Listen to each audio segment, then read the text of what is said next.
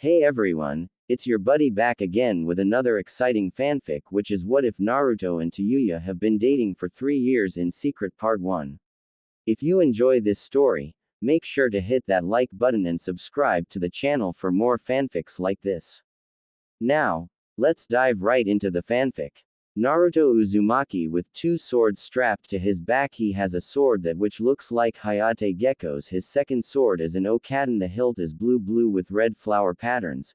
The now new Chunin Shikamaru Nara, Neji Hyuga, Kiba Inuzuka, and Choji Akamichi are huddle up after getting their first S-rank mission to rescue Sasuke Uchiha from going to Orochimaru, so the Chunin and Genin are setting a plan. After finding about Orochimaru's ninjas are same ninjas that have caused the death of the Sandaime Hokage Hiruzen Sarutobi, they each knew this wasn't going to be easy mission, even Naruto, the somewhat dense Naruto Uzumaki. Not just are we going up against Orochimaru's elite ninjas, but we have to take in account of Sasuke Uchiha fighting back. Naruto-san, didn't Sakura say Sasuke-san left the village when he was promised power? Asked Shikamaru, looking at the blonde Jinchuriki. Naruto nods his head. Yeah, she did. She thinks Sasuke-tem left due to his curse mark, but unlike her, I know Sasuke-tem, he left willingly. Sasuke-tem has always craved power. He mostly left Konoha believing the village was no use to him. Said Naruto. He remembers all the times Sasuke would act arrogantly believing he's the strongest. He remembers all the time Sasuke would try to put him down.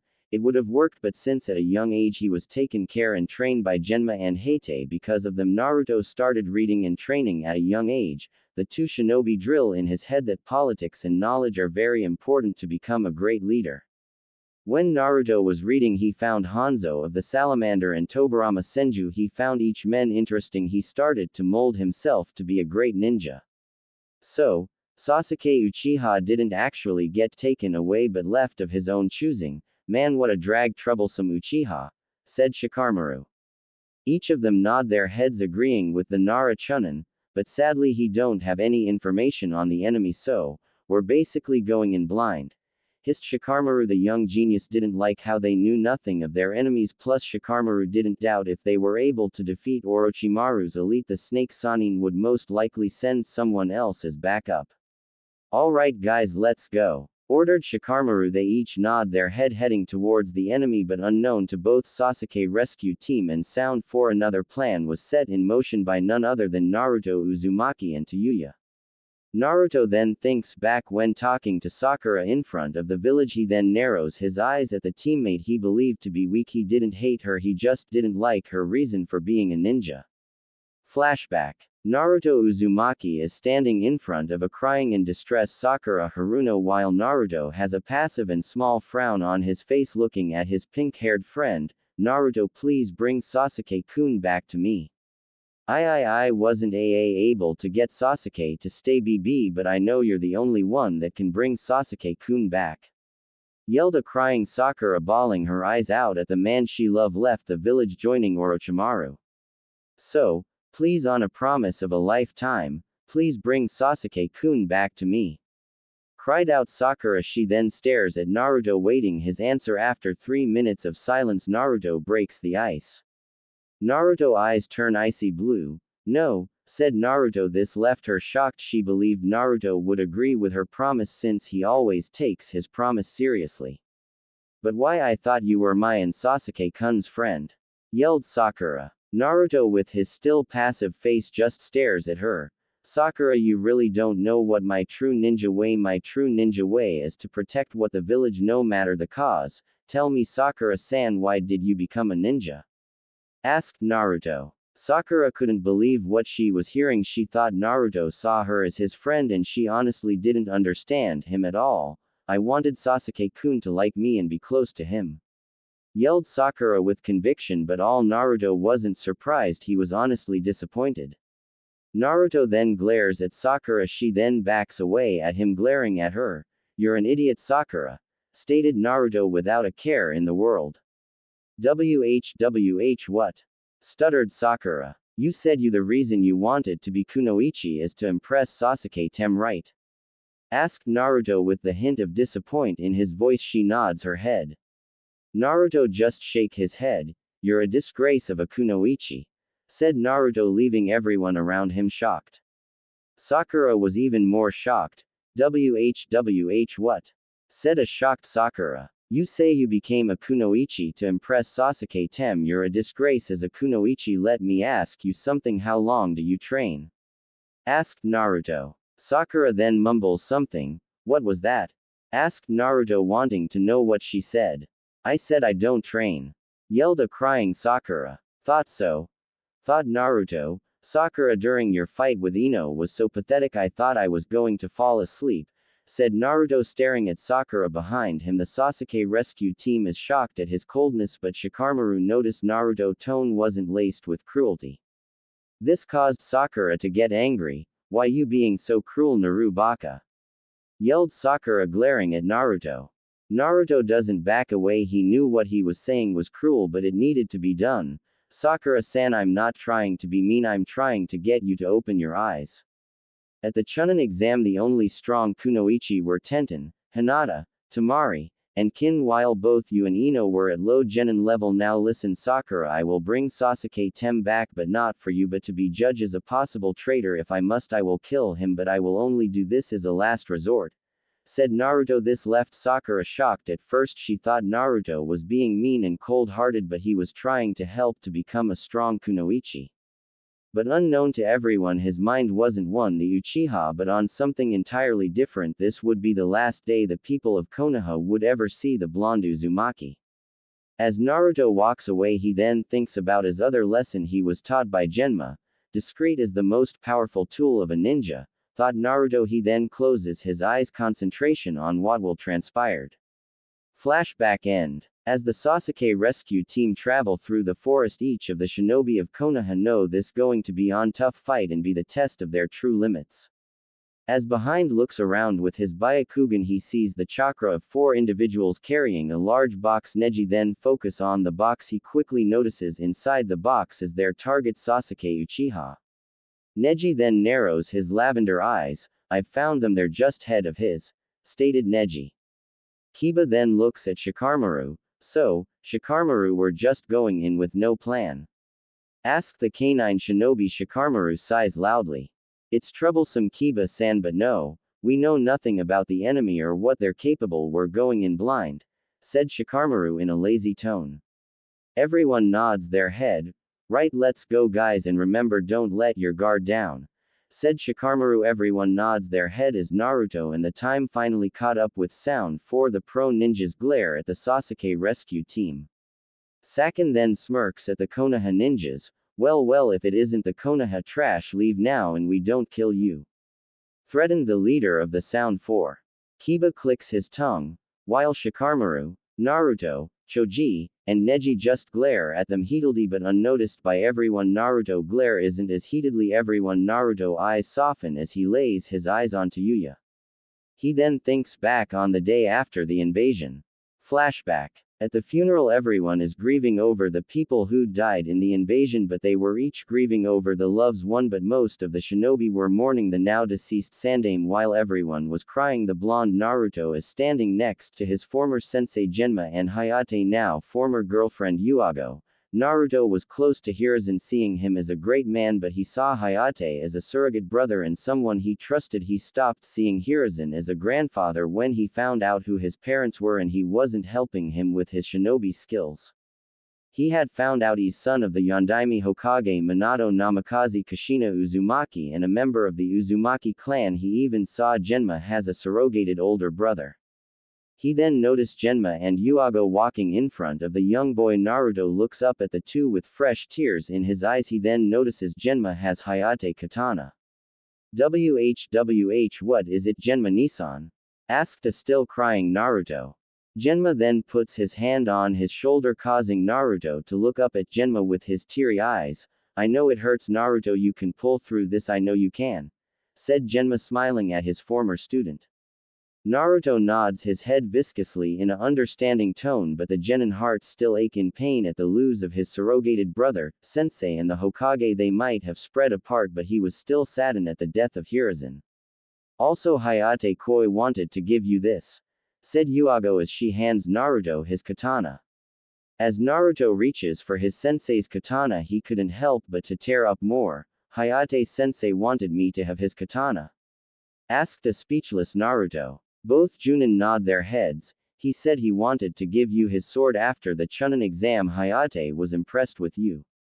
Naruto-kun, he believed you were ready and finished your kenjutsu technique. Hayate believed you completed his kenjutsu style as a show of completing your kenjutsu training. He wanted to give you his sword as a sign of respect, said Genma, who's proud of the young Uzumaki. Naruto nods his head with tears in his eyes, but not in sadness but in joy at his sensei actually being proud in him. I'll make Hayate-sensei and you proud of me, yelled a confident Naruto with his voice laced with conviction. Genma then places his hand on his head, smirking down at his student. You've already made me proud, kid. I was really impressed with your fight with both Kiba and Neji, said a smirking Genma, but his voice laced with proud. He saw Naruto as a great student and someone who took everything he and Hayate taught him like a sponge. After the feeler moment, they each stood in silence, paying respect to their friends and loved ones. After the funeral is over, Genma leaves, heading toward a bar to drink his sorrows away, while Yugao heads back to her and Hayate home. As they left, the only one still at the funeral is Naruto Uzumaki, student of Genma and Hayate. Naruto is seen gripping his now new sword. His eyes are now bloodshot red from the crying. You can come out now, said Naruto, not even turning his head around to see who it is. After some time training with his chakra, he found out he can sense the emotions of people, which came in handy. This ability especially came in handy when him and Team 7 faced off against Orochimaru in the Forest of Death. As he patiently waits for the person to speak, but Naruto already knows who it is since Naruto took that person to meet him here. As Naruto waits for the person to talk, he then feels two slender arms wrapped around Naruto. He then feels someone rubs her cheek against his, causing him to put in pleasure. I missed you, Foxy-kun, said a girl in a feminine-like tone, but the time she used caused him to have a shiver down his spine. I missed you to Red-chan, said Naruto. He then relaxes as the female rubs her cheek against his. She stops rubbing her face against his. She then pulls closer towards Naruto with her lips inches away from his whiskered cheeks. As she brings her lips to Naruto's chiseled whiskered jaws as she kisses Naruto's cheek blush pink. Naruto then turns his head around, looking at the girl around his age. The girl has long red hair reaching her back. The girl has brown eyes. This girl is Tayuya of the Sound, Naruto's girlfriend who he'd known for over 3 years. Tayuya growls at Naruto. He raises his eyebrow at his girlfriend. She suddenly blushed crimson. Tayuya reaches her hands out, grasping Naruto's cheeks as she stares at Naruto intensity. Naruto stares back with same effect. Both blonde and redhead start breathe heavily. With each of them breathing heavily, both Konoha and 2 ninja can feel each other's hot breath hitting their face. Both of their cheeks turn atomic red while having their eyes laced with nothing but love, desire, and want with one of another. I fucking missed you, Naruto-kun, breathed out Tayuya as she stares at in her boyfriend's deep blue eyes, feeling as if she stared too long she'll be sucked in. She then moves her hands up to his blonde spiky hair. She slowly lowers her arms, wrapping them around his neck. Naruto caress her soft both checks. He then lowers his arms, wrapping them around her waist. I miss you to Tayuya-chan, said Naruto. The two then bring their faces closer to one another until both lips are touching, finally kissing each other. This they had was tender, loving, and most of all full with desire. The kiss they share was also passionate, so passionate it would make you feel like you can see their love for of the other. As they continue their kissing, Tayuya decides to bring up another notch. She then starts to lick Naruto's lip for access as he allows her tongue access entering his mouth. Naruto, the child of prophecy, and Tayuya of the North Gate battle for dominance. The two then feel the need of air. They regretful separate from each other, only leaving a trail salvia. As they finish their makeout session, Tayuya leans her head again Naruto neck at the wonderful makeout. Well, you sure missed me, Tayuya-chan, breathed out Naruto. Tayuya grins at Naruto, but with her head being buried in his neck he's unable to see her grin. Shut the fuck up, Naruto-kun. I haven't seen you in 5 goddamn fucking months, said Tayuya. She then looks up at Naruto, now having a sly grin appear on her blushing face. And don't fucking act like you didn't fucking like it, Orange Fox Orangekitsune-kun, said Tayuya in a teasing tone. Naruto nods his head, not bothered by her cursing since he's used to it. He's actually happy she stopped calling him shithead. True, I do. I love everyone moment being with you and being by your side makes me feel like luckiest man in the world. Song Princess, Ulta Ojo-chan, said Naruto as he kisses her nose, causes Tayuya to let out a soft laugh. After minutes of silence, the two just stood together enjoying being in each other's presence. Tayuya then decides to be the first one to talk. So, Naruto-kun thought of a way for both us to Fusen leave Konoha and Orochimaru without being fucking hunted every mother Fusen day, said Tayuya. Even though the two have been going out for 3 eyes, they knew it was only a matter of time when someone finds out two ninjas from enemy villages find their own ninja as dating their enemy. The only people who knew Naruto is dating is the now deceased Hayate, Genma, and Yuago. As for Tayuya, she didn't tell anyone from her village since she knew she couldn't trust any of them with this information, and not telling Orochimaru about it, just thinking of her snake master, pisses her off. Naruto then allows a sly grin, looking like a fox who has its prey sighted and know it's going to eat good. Actually, I've found a time and space jutsu created by Tobirama Senju, said Naruto. Tayuya raises her eyebrow. What's it gonna do, send us somewhere else around the Fusen world? Asked Tayuya. Naruto shakes his head no. Tayuya honestly wasn't so sure about this jutsu. No, the jutsu doesn't send us to another location, it sends us to another world, another alternate world, said Naruto. He then enjoys seeing his redhead girlfriend's shock face, leaving gapping like a fish out of water. So if we use this jutsu, wouldn't someone else be able to use this jutsu? Asked Tayuya. She didn't doubt Naruto, she just didn't want leaf or sound ninjas chasing after them. She then notices Naruto starts to grin, but she couldn't wonder why. Are you gonna fucking tell me silent? Yelled Tayuya as she quickly wanted an answer. Naruto chuckles at her. He full well knows of her hot temper attitude and sometimes her impatience. No, they won't be able to go after us because going to this world is one-way trip. You can't enter the same world and the jutsu would just enable any from using the jutsu to get there. So, if we get there we don't have to worry about the leaf or sound, Tayuya-chan, said Naruto. This caused a grin to appear on her face, and if they did found us missing, those SS bitches would just think we died and someone burned our fucking bodies, said Tayuya with a full-blown grin. Naruto matches her grin with his own, nodding his head. You're a Fusen genius, you that babe. But I was wondering, what is this jutsu called?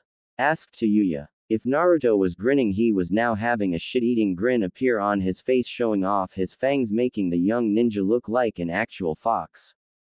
The jutsu is called Thunder Emperor's Ascendance of New Space, Adarashi Supsu no Sanda Kote no Yusei, said Naruto. He then drops his grinning face, but the jutsu requires a lot of chakra. Luckily I have enough chakra to actually perform the jutsu, but we both have to do the right hand signs. If he missed even slightly, he'll be killed by the jutsu.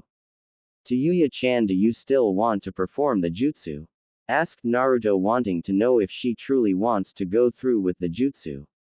After a minute of silence, Tayuya thinks over the choices and the pros and cons of actually doing this.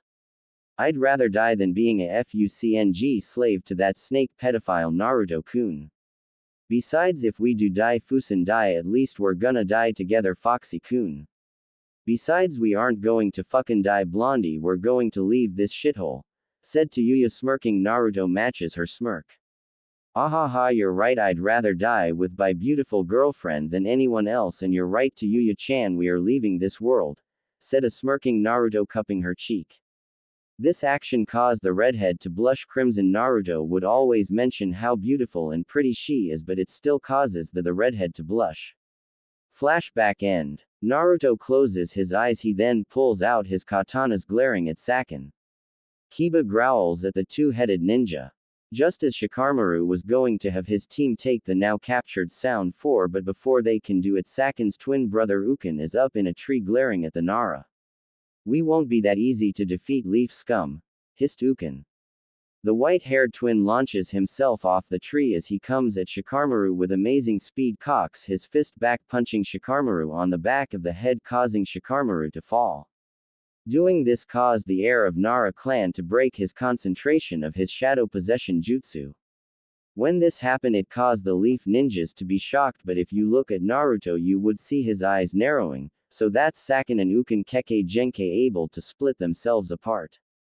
Kidomaru smirks sinisterly at the Konoha ninjas. Did you tree huggers really think it would be that easy?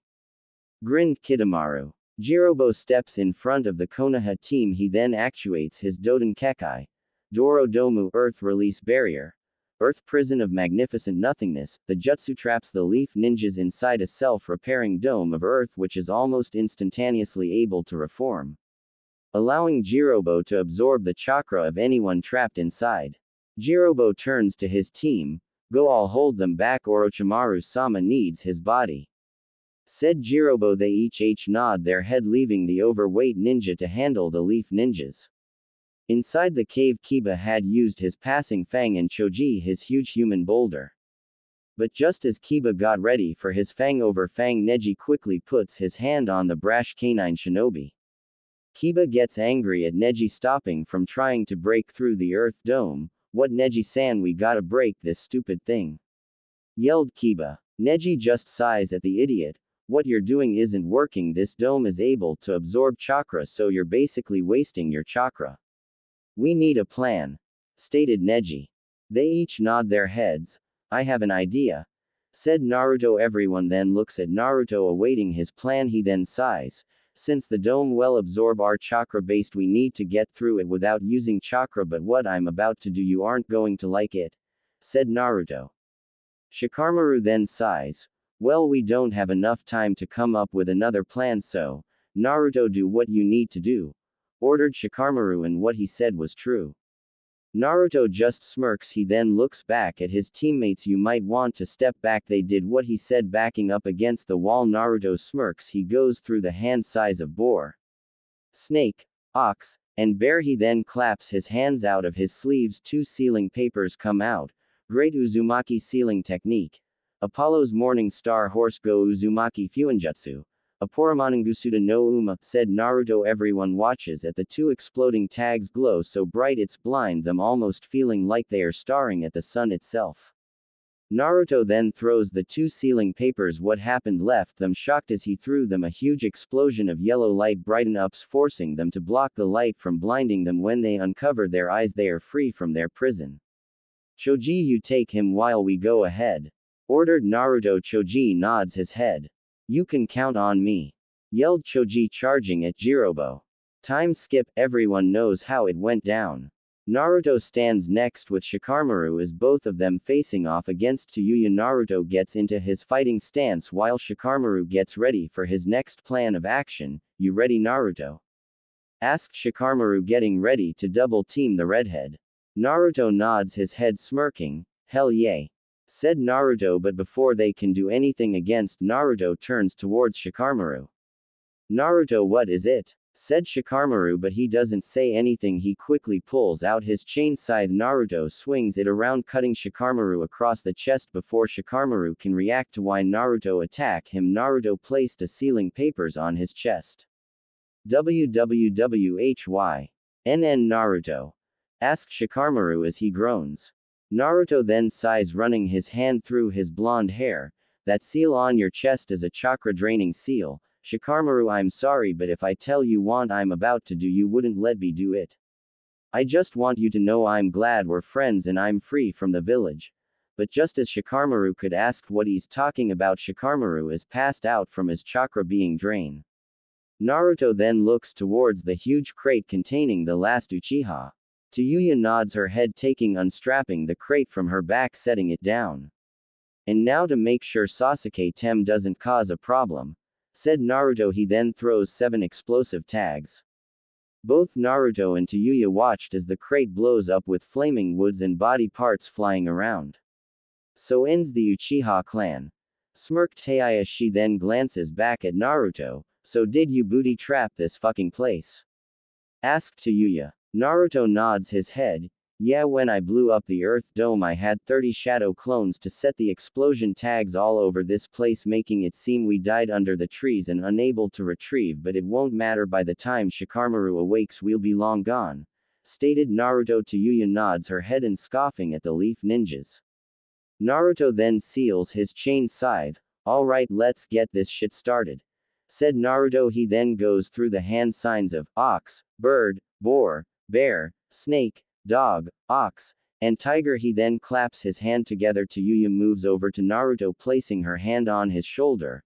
Thunder Emperor's Ascendance of New Space, Adarashi Supsu no Sanda Kote no Yusei, said Naruto. He then releases a large amount of chakra. Tayuya adds her own to help the blonde Uzumaki. As the jutsu activates, both Redhead and Naruto are covered in blinding blue eclectic chakra. Both Naruto and Tayuya grits their teeth in frustration at releasing a large amount of chakra. Naruto then starts pouring in some of Kyuubi's chakra. Naruto's hair becomes wilder. His nails becomes claws, his canine-like fangs start to grow becoming fangs, his traditional whiskers start darken and Naruto blue eyes transform into red fox eyes. Naruto then starts gain a red bubbling chakra cloak. One tail appears. Tayuya looks at her boyfriend. She couldn't help but to blush at seeing her now SXY boyfriend. She then quickly gets out of her own world, focusing on the task at hand. Tayuya then activates her curse mark. As she activates her level 1, it spread across her entire body in straight lines, spreading out in a jagged, zigzag pattern. She quickly goes into her level 2 form. Her skin became a dark shade of brown, gains yellow eye irises with dark black eye sclerae, and 2 black vertical markings appears under her eyes. Tayuya's hair become longer, growing to her thighs, and several horns appears on the top of her head, which grow when she exerts herself. Naruto then looks towards his girlfriend, having similar thoughts as Tayuya when she saw her boyfriend enter his Kyuubi mode. He then shakes his head, focusing on the task at hand. We're almost done, Tayuya-chan, said Naruto. She nods her head, but suddenly Kimamaru appears. Naruto accepted seeing this man since Tayuya told him about Orochimaru's loyal subordinate. As Kimamaru looks around, he noticed the dead body parts of Sasuke Uchiha. This caused Kimamaru to get angry, glaring at Naruto and Tayuya with his eyes full with hate. So you betrayed Orochimaru-sama. I'll kill you, Tayuya and the Kyuubi Jinchuriki, said Kimamaru. He then pulls out a bone sword from his shoulder. He then charges at the two, but two start to glow brighter. Tayuya smirks at Kimamaru. She then flips him. Fuck you, bitch. Fuck that faggot Orochi pedo. And fuck Orochimaru's SX toy, believe it, yelled Tayuya. Both Naruto and Tayuya glow in a blinding the light, then collapse, releasing a powerful discharge of chakra and lightning. But just as the jutsu went off, everywhere in the forest explosions could be heard, injuring and killing both enemy and ally alike, and unfortunately Kimamaru was right in front of the chakra blast, obliterating him into a bloody corpse. As this was happening, an unconscious Naruto and Tayuya were flying through a wormhole. The jutsu worked. It had absorbed their chakra, but in doing so the jutsu absorbed both their chakra, including Kyuubi and the curse mark. The jutsu had fully absorbed the cursed mark. It had also absorbed both of their chakra, but not enough to kill them, but enough for them to live. As this was happening, Kyuubi no Kistune was experiencing total hell because he's a being of chakra. The Thunder Emperor's Ascendance of New Space, Adarashi Supsu no Sanda Kote no Yusei, is absorbing every single chakra from the Biju, leaving it permanently dead. No number, this can't be happening. I am, said Kyuubi as B starts to fade away. On this day Naruto was no longer a Jinchuriki and Tayuya wasn't a subordinate of Orochimaru. As they enter the wormhole, Naruto gets sent to a traditional-looking house, but Naruto isn't 12 years old. Body the jutsu also de-aged the two of them, leaving infants. Suddenly the now infant Naruto is crying. Two grown adults around the age 22. They head to see what was the commotion, and to their surprise they see an infant blonde baby wrapped around in orange clothes. The baby is crying at the cold of night. What you think we should do? Asked the woman. Well, my dear, I say we take in. Paused the man. He then picks up the baby and handed the baby to TGE woman. He then stops crying at being hugged by the woman. She smiles seeing the snuggle up to her. As this was happening, the man found a name tag on the orange track suit having the name Naruto. The man then smiles. How about Naruto? Said the man. Naruto then starts to giggle and dialogue hands. Naruto it is, said the man. With Tayuya. Just as Naruto was transported to house, so was Tayuya. The now infant Tayuya was in front of a large two-story dark blue house at the sound of hearing a man and woman around the age of 24 years old came out with Remington shotguns.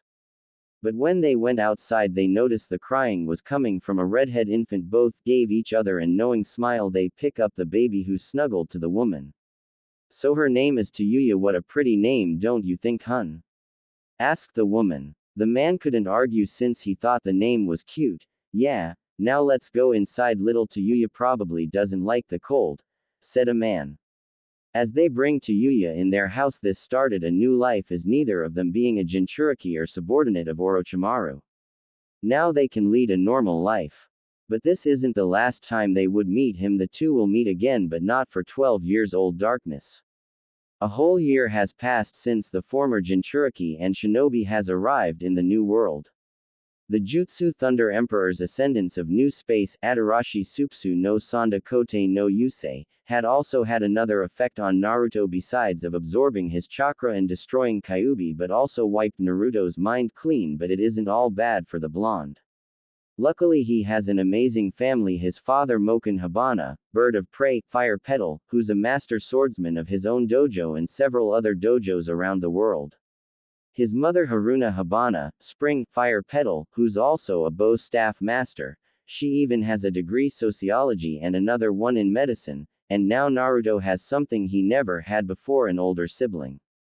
He now has an older sister who's 7 years old. Her name is Samaman Hibana, Summer Moon Fire Petal, and just like her parents she knows Kenjutsu and Bojutsu.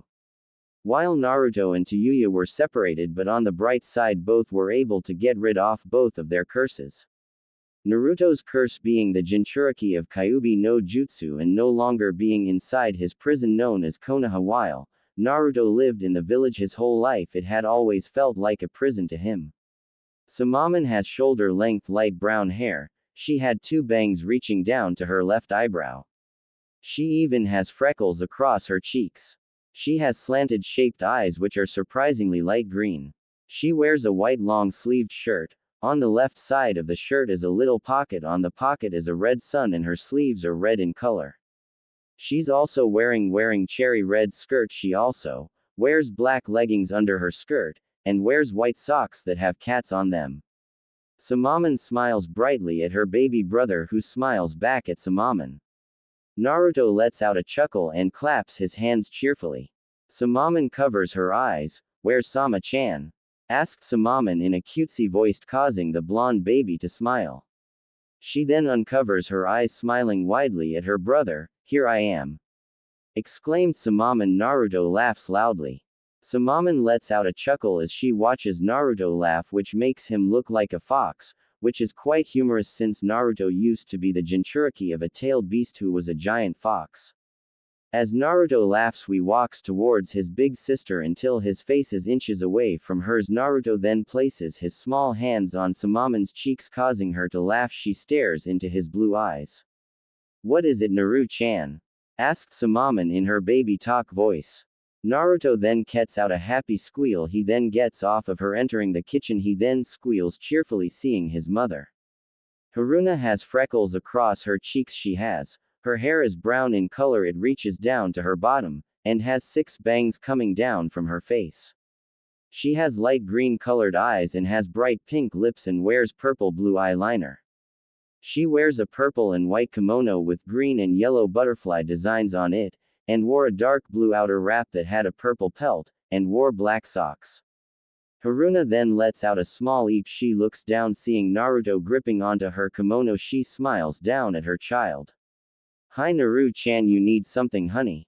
Asked Haruna with a smile. Since he couldn't talk, Naruto just kept pulling on his mother's kimono with a small smile. You want me to pick up Naruto-chan? Asked Haruna. Naruto squeals in excitement as he bounces up and down with a chuckle. She then bends down, picking up Naruto, who lets out a cheerful squeal of excitement. Naruto then rubs his face against Haruna's cheek, which causes the elder brunette to smile at feeling her son's whiskers cheeks up against her own cheeks. She then walks over to the couch and sees her husband Moken sitting on the floor crossed-legged meditating. Moken has narrowed shaped eyes. He has yellow-orange colored eyes. His hair is blue-purple in color. He has his hair in a curly and spiky style with a small ponytail. He has soiled silver hooped earrings. He's dressed in an all-black kimono. Haruna smiles at Moken.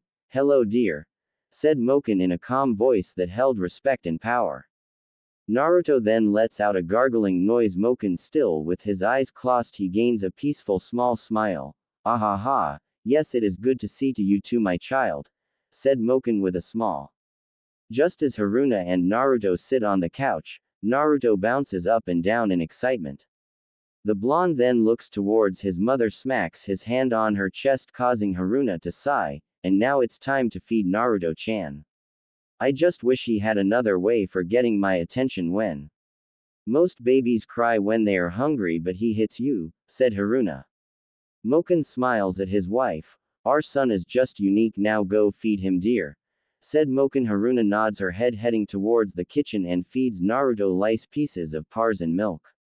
After then Naruto yawns exhaustively. Haruna then carries the blonde baby to his room. "You had a long day, didn't you?" asked Haruna with a small chuckle. Naruto's response was to yawn loudly as he rubbed his eyes. She then puts her child in his crib. It doesn't take long for the blonde to enter the dream realm. Haruna smiles at her sleeping child. "Have a good nap, little one," said Haruna as she watches her sleeping child. She then smiles brightly. She was honestly grateful for being blessed with such a child. With Tayuya. While Naruto lives inside a traditional Japanese home, Tayuya lives inside a two-story modern Japanese home that has 3 bedrooms, 3 bathrooms, 1 kitchen, and 1 living room. Just like Naruto, Tayuya was free from her own curse, which is the cursed seal of heaven, Ten no Juin, thus freeing her from the control from Orochimaru, the missing nin, and Snake Sanin. While both Redhead and Blonde were sent to a new world, she was free from her own prison, which was Orochimaru. If she had not journeyed to the new world, then she would have been found out by Orochimaru or Kabuto. She's dating Naruto. And if Orochimaru didn't kill her, Kabuto, but thankfully for Tayuya, she won't ever have to worry about the Snake Sennin or the Medic Nin. Just like Naruto, who had gained a family, she had gained one herself. Her father, Juden Kyoryushima, Bullet, Dinosaur Island, as a former military sniper, now he works as a social worker, helping families when they need it and in some cases reuniting families. Tayuya's mother, Kaihua Kyoryushima, Blossom, Dinosaur Island, who's a police officer, and she even has a 13-year-old brother named Kusashiro Kyoryushima, who's already decided he wants to join the Navy. While Naruto's family is a family of swordsmen and swordswomen, Tayuya's family is a family of military and cops. Which is ironic since Naruto was trained by Genma and Gekko, which seems like Naruto will be trained in Kenjutsu once again. This could be the work of fate, but neither Naruto or Tayuya believes in fate. Kaihua is a Chinese woman with pale yet fair skin. She has gold hooped earrings. Her eyes are teal in colored. Her hair is autumn red. She keeps her hair in a bun with 3 strands of hair sticking out. Kaihua wears a black tank top with the kanji lead, Qian, on it. She wears sweatpants that have pink dolphin on them, and she has white socks on. Next to her is Kusashiro, who has short autumn red hair. His hair reaches his shoulders. His eyes are orange in color. The child is wearing a red and blue Spider-Man shirt. He's wearing black basketball shorts and white socks. In front of the two, a 1-year-old Tayuya is laughing and giggling away as she bounces up and down. Kusashiro chuckles at his baby sister as he plays with her. "She's hyper today, isn't she, Ka-chan?" asked Kusashiro, looking at his mother. Kaihua smiles motherly at her son and looks back at her redhead daughter. "That is true, Kusashiro, but you forget she just woke up and she's happy to see us," said Kaihua with a smile. She then looks at her daughter.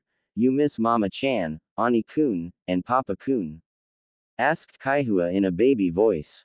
Tayuya smiles brightly at her mother and lets out a baby chuckle. "Ma," exclaimed Tayuya in a happy tone. Kusashiro looks in awe at his baby sister. "Woo, Tayuya-chan is already starting to laugh. She's so smart," exclaimed Kusashiro with a happy grin. They both hear a deep chuckle, causing the two to turn around and see Juden standing behind them with a sly smile. Juden has orange narrow-colored eyes. The man has narrow jawline. He has a small scar on his chin. His hair is gray-green in color. He keeps his hair slicked back with both sides shave. Juden wears a black Punisher shirt. The skull on the shirt is blood red. He wears a black diamond Rolex watch. He wears midnight blue fitted jeans and wears black socks. Juden smiles at Kusashiro. My dear boy, you shouldn't be surprised, said. Juden bends down and picks up Tayuya. She then smiles brightly at her dad. You seem to forget this beautiful girl is very smart. Aren't you, my red? Said Juden in a cheerful tone. Tayuya smiles at her father. Pa! Exclaimed Tayuya. Her family smiles at Tayuya with pride and joy. If only they knew Tayuya, their adopted daughter, was Tayuya of the North Gate, member of Sound 4, and Kunoichi of Otogakure. Time skip 5 years later. The years that has gone by have great for both Naruto and Tayuya. Naruto had started learning to use the Bakken and surprisingly well, surprisingly for the Hibana. Unlike in his world, Naruto was brash, loud, and slightly unintelligent, but because he has people raising him, he has become quite a smart and cunning child. Even in class he was voted as hall monitor. He was quite the energetic child, always playing with people, always making friends. Naruto was also very studious thanks to his mother. He even when got high scores on a test he would never really gloat about. But this had made a lot of his classmates jealous Naruto, and just like any other school he was bullied. While some would run away, not Naruto. He just wouldn't back down from anyone. So what did the blonde did every time some tried to bully him, he fought them and won. But Naruto couldn't really understand why he's so good in fight. While he did learn self-defense by both of his parent. Fighting for Naruto just felt natural, as if he's been fighting his whole life. Which unknown to Naruto, he wasn't wrong. He may have forgotten about his ninja training, but it seems as if his body hasn't. The young blonde would even find himself using the phrases such as Dadbeo and Yano, but the young swordsman still doesn't quite understand why these two phrases feel as natural as breathing. The only way Naruto could explain is, it feels right for some reason. It's as if these words have a deeper meaning. But nor him or his family knew what was so special about the words he uses. He even had a love for the color orange and ramen, which his parents found odd since Naruto hasn't ate ramen before. Now Tayuya, her life was good. She had a father that teach her about guns, a mother who taught her how to fight, and surprisingly the redhead knew how to fight thanks to her intense ninja training by Orochimaru and Kabuto. Her brother would teach her how to use AABB guns, since using real guns was obviously a big hell no. She took all their lessons like a sponge, but just like any person she had her own quirks. Tayuya could be at times impatient and short-tempered, especially when you make her angry, but her father had drilled in the necessities for being patient and cool-headed, but this still didn't stop his little spitfire to get angry. Tayuya and her family just couldn't figure out why she was so short-tempered. She would at times find herself annoyed at certain people, which the 5-year-old found strange.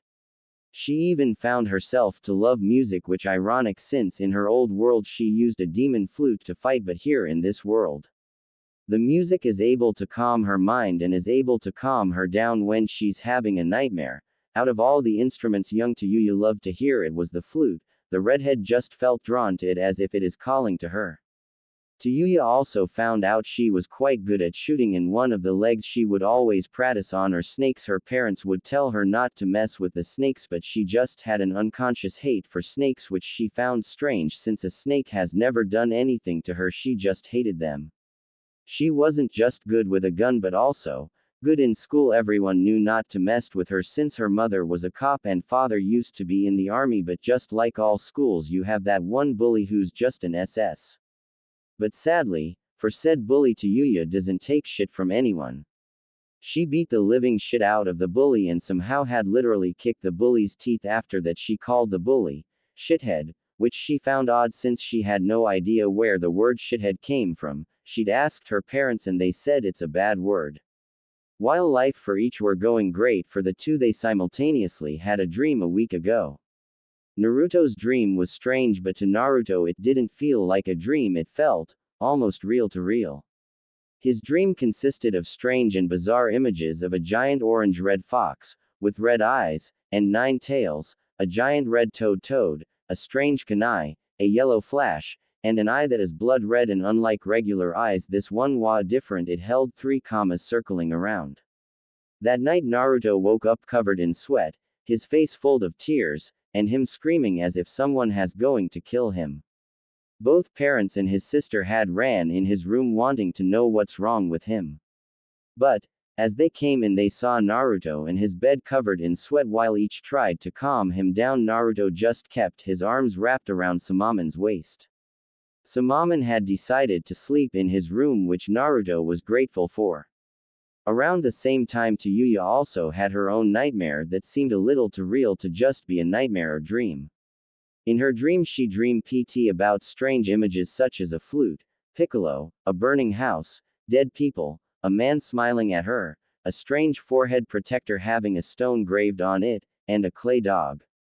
Subsequently, she woke up to screaming at town the same time as Naruto. Her parents had stormed in her room. Her brother would have, but he had joined the navy, so this leaves both her parents to comfort her. They calmed their daughter by singing a lullaby. By time they finished singing, Tayuya was already asleep with a small smile. Both Juden and Kaihua looked at each other with relief. How could they not? Whatever their daughter dreamed about was scary enough for Tayuya to scream in fright. Neither parents of Naruto and Tayuya didn't know these dreams weren't actually a dream but a glimpse of each of their past. How could they know? Even if they did know, they couldn't really explain what happened. Besides, no one would believe them. Time skip. 4 years later.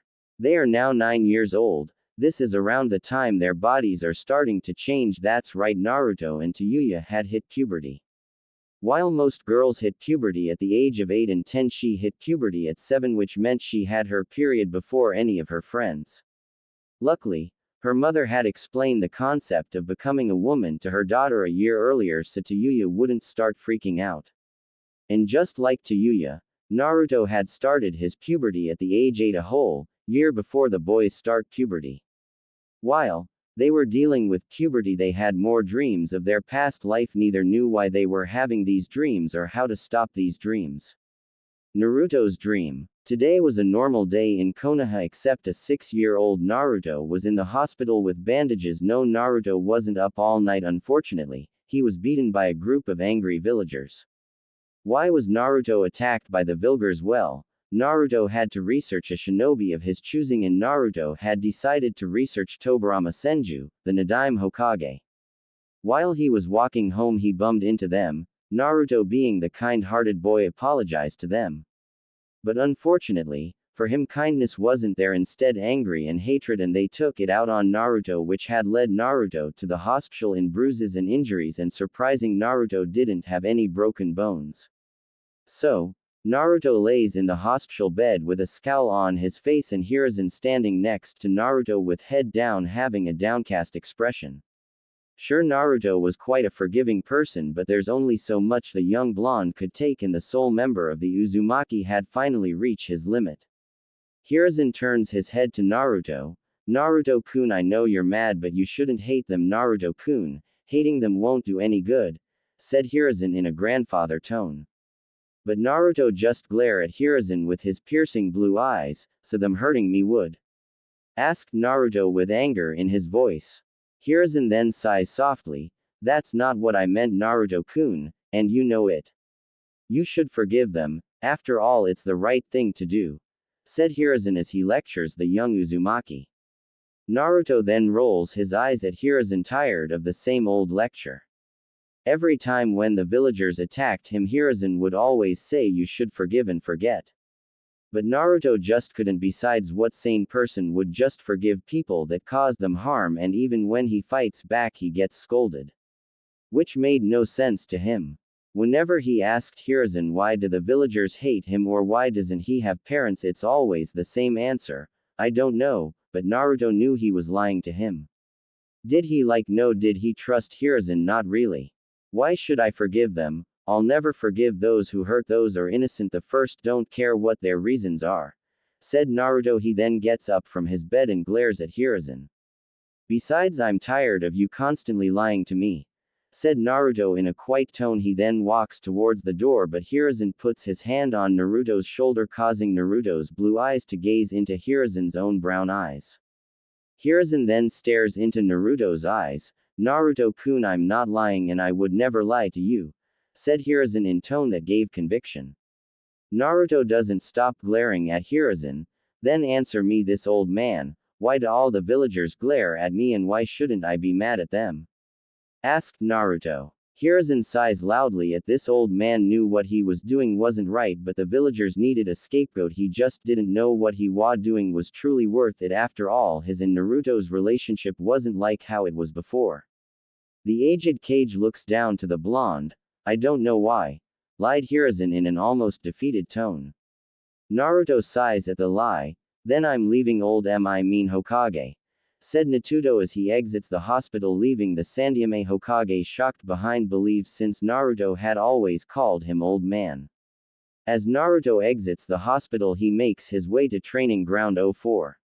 As Naruto walks through the village, each of the villager and ninja alike either glare or snarl at the young blonde, but Naruto has gotten used to the glares, which was truly sad. Since no one should get used to it. The blonde-haired Jinchuriki takes off his bandages. He then sighs at this. No matter how much he gets hurt, he always heals. Naruto was just happy that they didn't cut any of his climbs off. Naruto has finally arrived at the training ground. The training ground has a dirt field ths about 30 miles long. The training ground has several of target practice boards. Naruto then pulls out 10 kunais. He throws the kunai at boards, but he misses the bullseye. This had gone on for an hour until he hears a sigh. Naruto turns around, see a man, but this isn't just any man but a Junin. The Junin has brown, shoulder-length hair which hangs about his face and brown eyes. He wears his forehead protector like a bandana, and the standard Jonin outfit, and has a senbon in his mouth. The Junin rubs the back of his head with a calm expression. Naruto just stares at the Junin. Who are you? Asked Naruto. The Junin then gains a half smirk. Isn't it proper to introduce yourself first, kid? Asked the Junin. Naruto then blushes in embarrassment. He then rubs the back of his head, nervous. Hey, sorry, I wasn't having a good day. My name is Naruto Uzumaki, said Naruto with a nervous grin.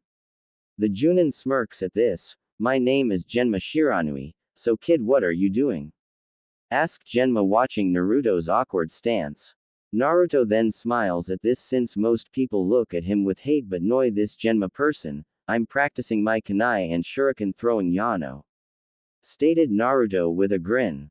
Genma just raised his eyebrow at Naruto. Then why are you in that strange stance? It's all wrong, said Genma in a calm tone, but in the inside he was angry at the FSCT. The instructors had taught Naruto a wrong stance. Naruto tilts his head in confusing. What you mean, Genma-san? Asked Naruto. Genma, with his senbon in his mouth, lets out a soft yawn. It's quite simple, Naruto. That stance you're in is all wrong, said Genma as he stares at Naruto's stance. Ths akin to a drunken bear trying to sit down. Alright Naruto, your stance is all wrong. Whoever taught it to purposely taught it to you wrong. Now Naruto, relax your shoulders and knees. Bring your legs a little closer and bend your legs a little, ordered Genma. He then smiles as Naruto does what he says.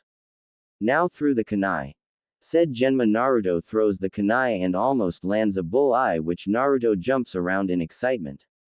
I did it, Datbayo, yelled Naruto as he jumps around with a large grin. Naruto then loses his grin and stares at Genma. Why did you help me, Genma-san? Not that I'm not grateful, but why? Asked Naruto. Genma grins down at Naruto. Because I see you have a lot of untapped potential, Naruto. Also, you remind me of a friend of mine, said Genma. Naruto blinks his eyes rapidly. Really, who do I remind you of? Asked Naruto with a wide grin.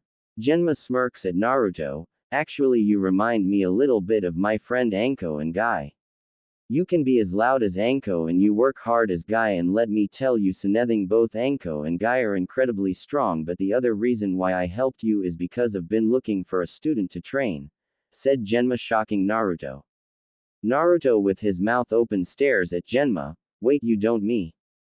Asked Naruto with a shell-shocked expression. Genma just nods his head. Yes, you're right, Naruto, I want to take you as my student. There's also someone who I want you to meet. Grab onto me, ordered Genma. Naruto just raised his eyebrow and Genma just gave him that, just do it look. Naruto grabs onto Genma and both shunshin away from training ground 04. The two then appear in front of a dango shop while at most times it's crowded with Junin and Chunin alike. It seems like the dango shop is almost empty with only a few Junin, most notably Anko and Kurenai, are sitting at a table. Genma searches through the bar searching for his friend Gecko. Hayate. As he searches he finds his friend. Gecko has short brown hair, dark colored eyes and dark markings under his eyes. Even though he is a young man, he has pronounced lines under his eyes as well as an unexplained chronic cough that plagued him. He wears the standard Konoha shinobi outfit complete with a forehead protector that he wore as a bandana, flak jacket and regular shinobi sandals. He also carried a katana with a rectangular hand guard strapped over his back. Genma grins at Gecko as Gecko drinks some of his tea. Gecko looks up seeing Naruto and Nenma, which causes him to smile. I take it you finally have Naruto as a student? Asked Gecko. Genma nods his head. Yay, I told you I was going to get Naruto as my student, said Genma with a grin. Naruto looked between the two men in confusion. Wait, what? What are you two talking about? Asked Naruto. Gecko grins at this. You see, Naruto Henma has been wanting you as a student for some time, and subsequently, I made a bet if Genma can get you as your student I will help, said Gecko with a smile. Wait, does THST mean? Asked Naruto. Gecko stands from his seat. Yes, for now on please call me Gecko-sensei, said Gecko with a smile. Naruto then smiles brightly, looking like a grinning fox. Naruto's dream end. Tayuya's dream. While Naruto had lived in Konoha, Tayuya had lived in Kusagakure, hidden village in the grass, and unlike Naruto's parents who were killed when Naruto was born, Tayuya actually lived with her parents. Her father Shiden, Death Tone, was a Junin in the village. He had a special skill. He had a battle piccolo, an instrument that allows him to channel chakra through it, thus allowing him to perform ninjutsu with his instrument. Tayuya's mother Urin Rainforest was an elite Juinin capable of controlling grass. Her grass ninjutsu is similar to Hashirama's wood release Mokuten, just not on a grand scale. Urin also had skills in genjutsu. Tayuya was quite happy today. Why, you asked? Well, simple. Her father has gotten her a battle instrument like himself, but her instrument was a flute.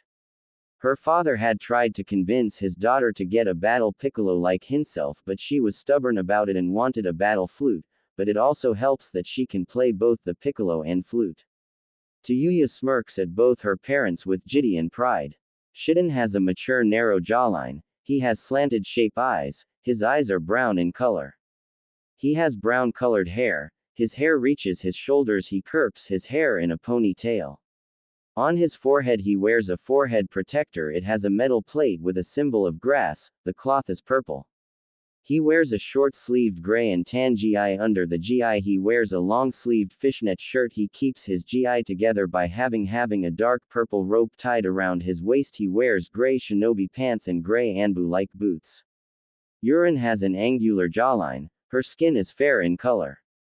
Her eyes are light brown and she has red hair that reaches down to her spine. She has 3 bangs coming down from her face. She wears a forehead protector just like Shiden, but her cloth is black in color. She wears a long-sleeve purple shirt, over it she wears a black Junin vest. Strapped to her back is a katana. Urin also wears a purple cloak, she wears anbu-like pants and sandals. Both Shiden and Urin smile at their 6-year-old daughter who grins back at her with a hand on her hip. Shiden chuckles at this. Are you ready to finally learn how to use a battle instrument?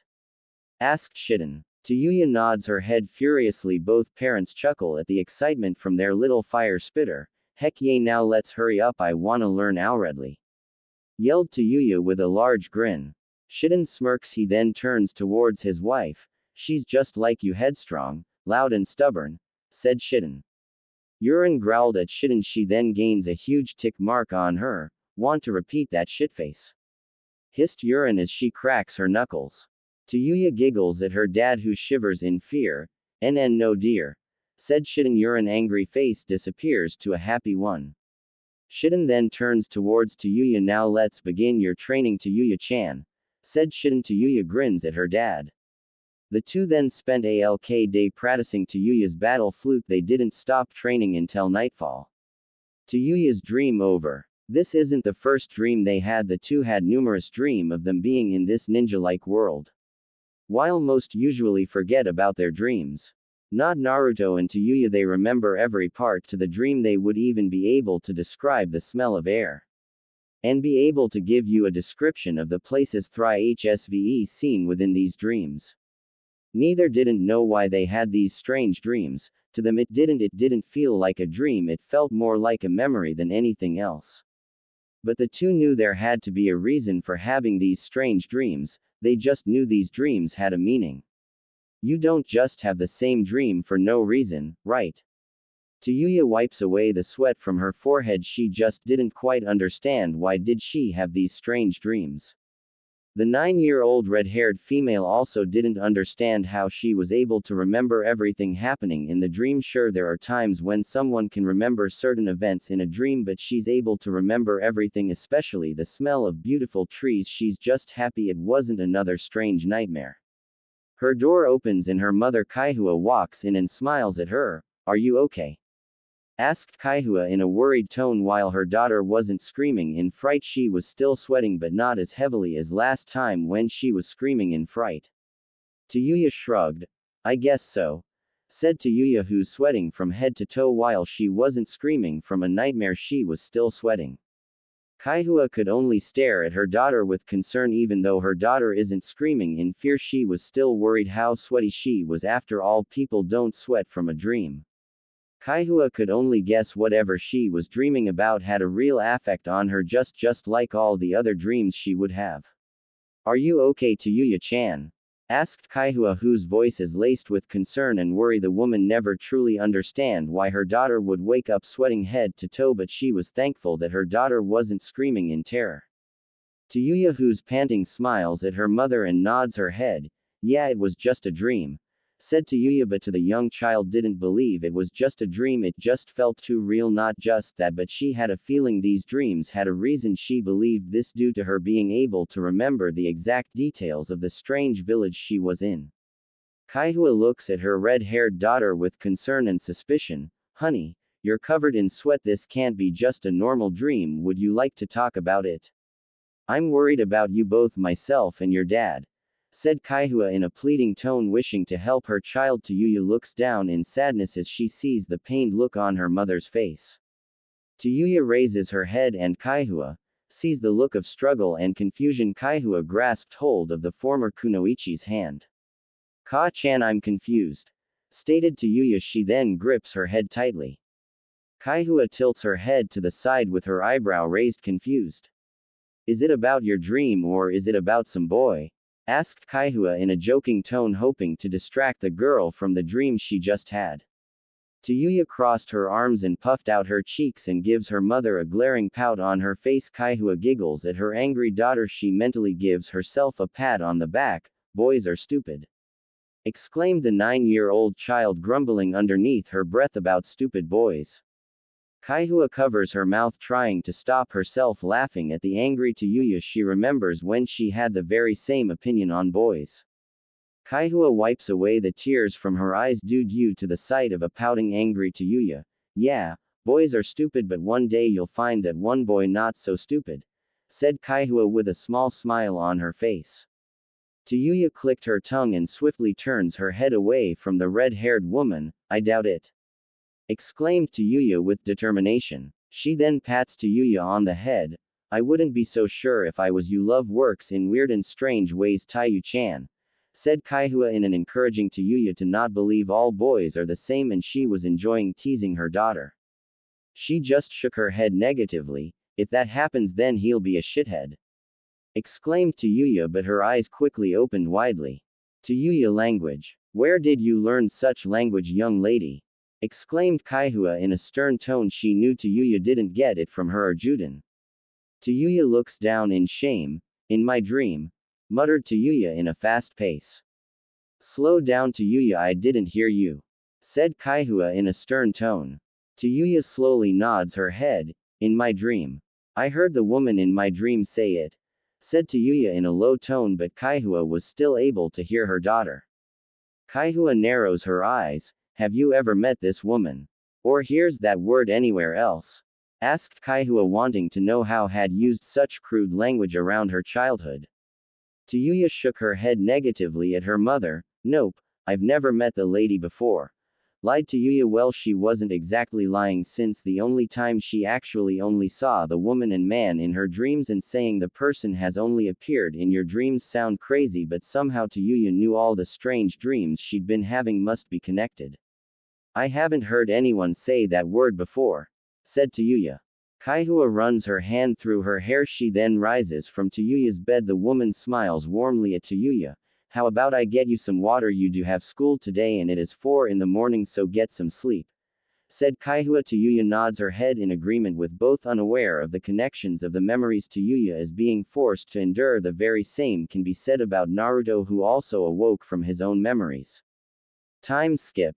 The very hallways of Shintoko 3rd Elementary School are crowded with various of children running around, but a small round child can be seen being pushed around in a circle by 5 boys. This isn't anything new, since bullying isn't anything new, especially since children can be mean, and round chubby boy cries at the fact that he's being roughly pushed around as if he is a ball. Oops, my bad, said a child who steps back, allowing the chubby kid to land face first on the floor. The chapter child groans in pain. One of the bullies then begins the kick, forcing the chubby child to hit the floor. Come on, get it up, fatty, said a bully. He then snatches the glasses the overweight child was wearing. He then puts the glasses on. Oh wow, you're super blind, exclaimed the boy. One of the boys who has the overweight child's backpack then begins to dig into. What the heck is this? Asked a bit, who pulls out a magazine of that bag. The magazine itself has an image of a group of Marines on it.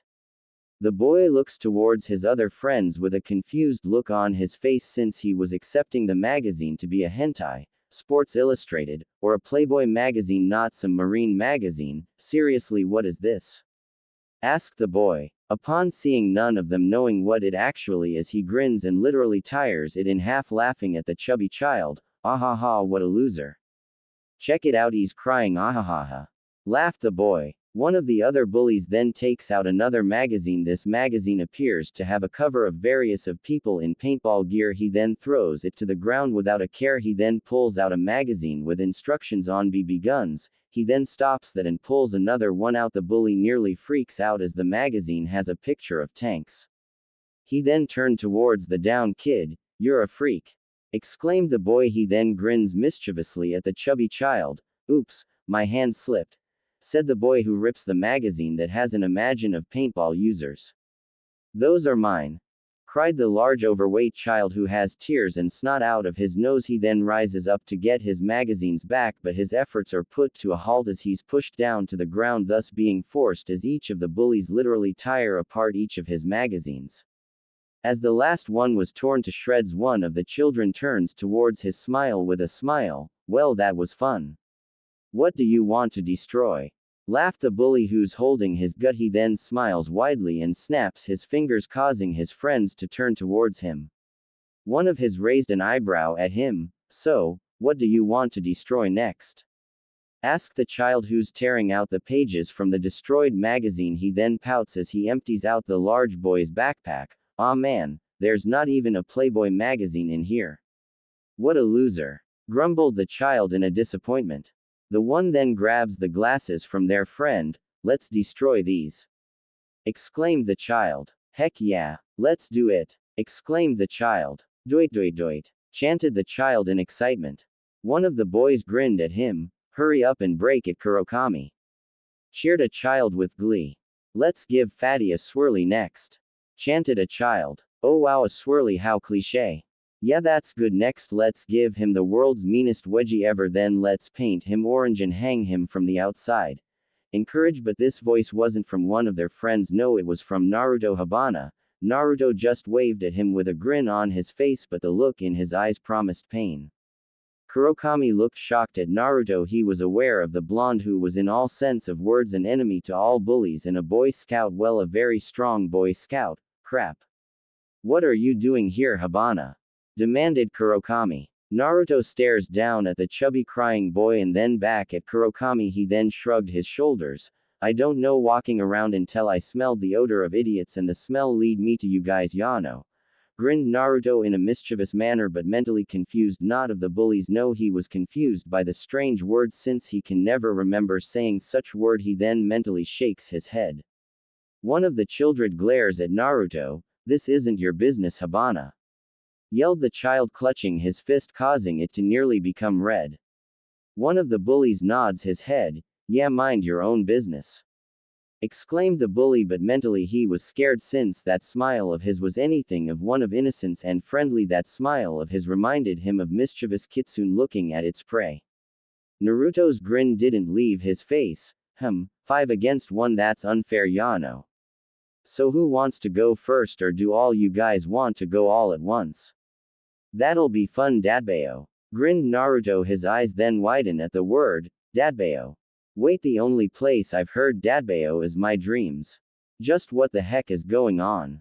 Thought a confused Naruto. Then let's even it, said a feminine voice. The boys turn and see a grinning Tayuya, but her grin vanishes as her brown eyes stares into Naruto's own blue eyes. She then mutters yellow and he mutters red. Both X Jinchuriki and X Sound 4 grip their heads in pain.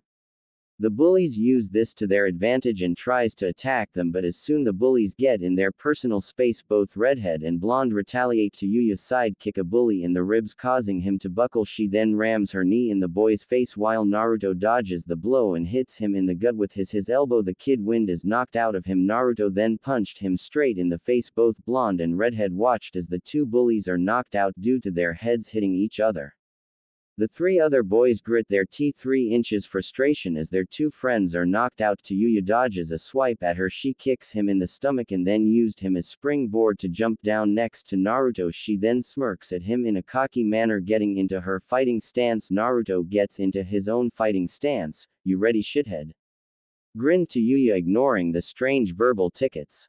Naruto grins back at her, giving her a tooth grin. Hell yeah. We got this in the bag, Dadbao, said Naruto, who ignored the strange word, seeing it as unimportant. The 3 bullies were more important. Seems unfair, Yano, said Naruto. Tayuya nods her head with a smirk. Yeah, for them, grinned Tayuya. Kurokami grits his teeth in frustration. That's it, get them, ordered Kurokami as heckened his 2 friends charged at Naruto and Tayuya, but Naruto grabs hold of Tayuya's hands and swings her at a student. Both her feet hit the small boy in the stomach, thus beginning the fight, but both Tayuya and Naruto weren't seeing the fight in front of them. Tayuya was seeing her and 3 other individuals fighting against a white-haired teen who was able to use his very bones just like her dreams. She couldn't control her actions as she uses a flute to summon 3 giant monsters that look like they came out of a Hellraiser movie. While Tayuya was seeing her and 3 others fight against this white-haired teen, he was seeing himself fight against a white-haired man, but instead this man appeared to be an adult. Not only was he fighting an adult, he was wielding the same sword he was found with when he arrived in this new world, and just like Tayuya, he was unable to do anything and just re-watch as he summons 10 clones wielding the sword. But to Naruto it felt just as weird as the other dreams. But then both are awoken from their strange daydream. Both Naruto and Tayuya find themselves in the real world. They both notice the last one standing is Kurokami, who's faced his bruises and his right eye is closed shut. Tayuya goes for a strong side kick while Naruto goes for a strong left hook as both blows hit their target, causing Kurokami to be launched back because both attacks hit him in the face, leaving Kurokami knocked out. Tayuya and Naruto turned towards each other with a dazed expression. The two could do nothing but stare at each. Naruto rubs the back of his neck nervously and extends his hand out. Hey, I'm Naruto, Hibana. You were awesome back there, said Naruto with a nervous grin. Tayuya grins back at him in a cocky manner and grabs hold of his hand and shakes. I'm Tayuya Kyoryushima, you were great too, shithead, grinned Tayuya. She then blushes in embarrassment at the strange word. Naruto could only blink his eyes in confusion. Shithead, exclaimed Naruto with a confused look on his face, not sure what to make of the strange word. Tayuya looked down in shame at the crude word, but for some reason she felt no need to apologize at the blonde. Sorry, said Tayuya in an apologetic manner. He then released a chuckle of nervousness. It's okay, I'm sure you didn't mean it. I mean, I said Dadbao and I don't know why I said it, to be honest, said Naruto. Tayuya raised an eyebrow at him. Datbayo. What does that mean? Questioned a confused Tayuya, wondering is that some sort of verbal tic he has. Naruto just shrugged his shoulders. I don't know, said Naruto. He then turned towards the chubby kid. You alright? Asked Naruto. Tayuya also turned towards him. Both then help you put his stuff back in his bag. The chubby kid nods his head. I'll be fine. Thank you, you guys really helped me. Oh, by the way, I'm Kota Hirano. I better go. I don't want to be around when they wake up, said Kota, who glances at the knocked out bullies. He was thankful for both blonde and redhead, but there was something mysterious and admirable about the two. And Kota was a little scared of the two since the blonde and redhead fought like someone else, which is disturbing and scary. Naruto place a hand on his hip. Okay, just let us know when those dummies bother you, because now you two awesome friends, Kota, exclaimed Naruto in a cheerful tone. Kota could just stare in shock. Friends? You two want to be my friends? Asked a hesitant Kota. Tayuya raised her eyebrow at him. Why wouldn't we? Asked Tayuya. She then glanced down to the floor and sees various of the magazines. She then picks up a ruin magazine. Is it because of these? Asked Tayuya. The chubby boy nods his head. She then scoffed at him. Who cares if you like stuff like this? I live in a family filled with military and cops, stated Tayuya. Kota looks at Tayuya in amazing. Yeah, she's right, who cares? It shouldn't matter what you like as long as you're a good person, said Naruto. Kota smiles and bows at the two. Thank you, I must be going, said Kota, exiting out of the screen. As he vanishes, both Tayuya and Naruto just state at each other, have we met before? Tayuya in a curious tone. Naruto rubs his hand through her hair. I don't think so, BB, but I feel like I know you somehow. Is that weird? Asked a confused Naruto. Tayuya crossed her arms and released a sigh. Normally I would say yes, but for someone it's not, said Tayuya. She knew she never met Naruto, but it just felt weird. It felt like something was pulling her towards him. But then both Naruto and Tayuya grip each of their heads in pain. Naruto's dream. The young blonde appears to be in some type of forest. Naruto looks around in amazement. He had never seen anywhere so green before, but Naruto realized this strange place was in the same location of all the strange dreams. The strange dreams always brought him back to this strange place, but for some reason this part of the forest looked slightly different than the rest he'd had seen in his dreams. He then decides to look round and find out this strange area is closed off by a giant fence towering over any of the buildings he has ever seen. Wow, that's huge. I've never seen anything this big in my life, thought Naruto with amazement. And just like before, his body soon works as he turned his head towards Genma Shiranui, his sensei. The brunette keeps a calm and collected expression on his face, but the young looked at him with concern. Are you sure you want to do this, Naruto? Asked Genma. He then glanced towards a cage and stares at the giant black wolf that butts some of the ninja dogs to shame. Naruto unsheathed his okatana and grins widely at his sensei. Yosh.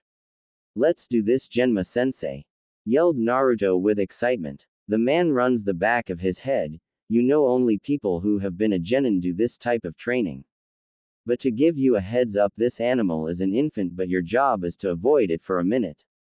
Now, let me ask you again, are you sure about this? Genma. Naruto nods his head. Yeah, let's do it, exclaimed Naruto, who's excited. Genma pressed a button and the human-sized beast runs out towards Naruto at incredible speed. Naruto barely dodged the wolf. He quickly backdrops away and pulls out a smoke bomb and throws it at the face of the giant canine.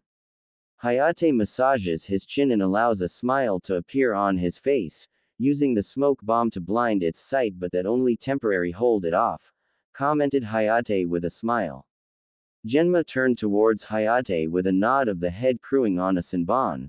True, he's also skilled at hiding. I've never really understood how he was able to hide from the Anbuan citizens at times, stated as he impressed with Naruto's hiding strategy. Hayate released a cough. He mostly hid where others might not find him, said Hayate. Genma nods in agreement, and he knows the only reason why some of citizens were able to get him because they'd cornered him or trap him in a situation where he was unable to escape. He then watches as the wolf headbutts Naruto, knocking him back. Upon seeing the blonde being hit, he hits the wolf in the pressure points with his Senbon, knocking the creature out. Hayate and Genma walks towards Naruto. That was quite amazing. You lasted about 20 seconds before it landed a hit on you, said Hayate with a smile on his face. Naruto looked down in sadness as he failed Genma place his hand on top of his head, causing Naruto to look up at Genma. You shouldn't be so down.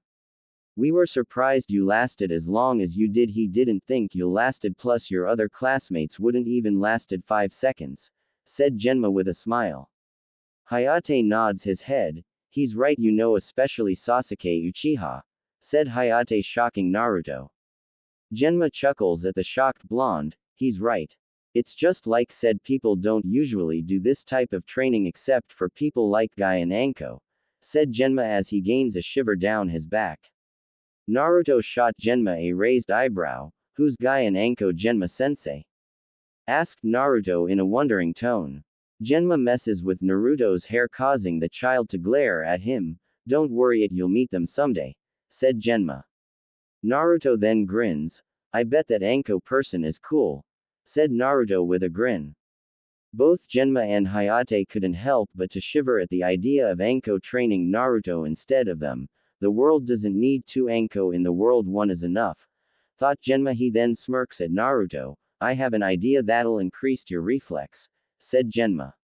Hayate looks at his brunette friend with a raised eyebrow, and Naruto looks at him with excitement look on his face and him bouncing up and down excitedly. Really? Awesome. What is it? Asked Naruto. The training I have for you is new and it'll be difficult until you can move correctly, said Genma. He then pulls out arm bands. This training with have 2 steps. The first step is to use these weight bands. Each band will weigh 5 pounds each. They will increase once you've gotten used to the weights. The second portion is to dodge my Senbon, explained Genma in a lecturing tone. Hayate turns towards Naruto. Think you can handle it? Asked Hayate. Naruto grins. Hell yeah. I've complete this training in no time, Dadbeo, exclaimed Naruto. He then puts on each band. He watches as they turn red and gain the kanji for 5. Woo. Naruto is then brought down to his knees, then his face slams to the ground. Dream end. Tayuya's dream. The redhead finds herself what looks like it can be a wide jungle-like area, but to the redhead it seemed more like a training ground due to the various of practice targets around the area.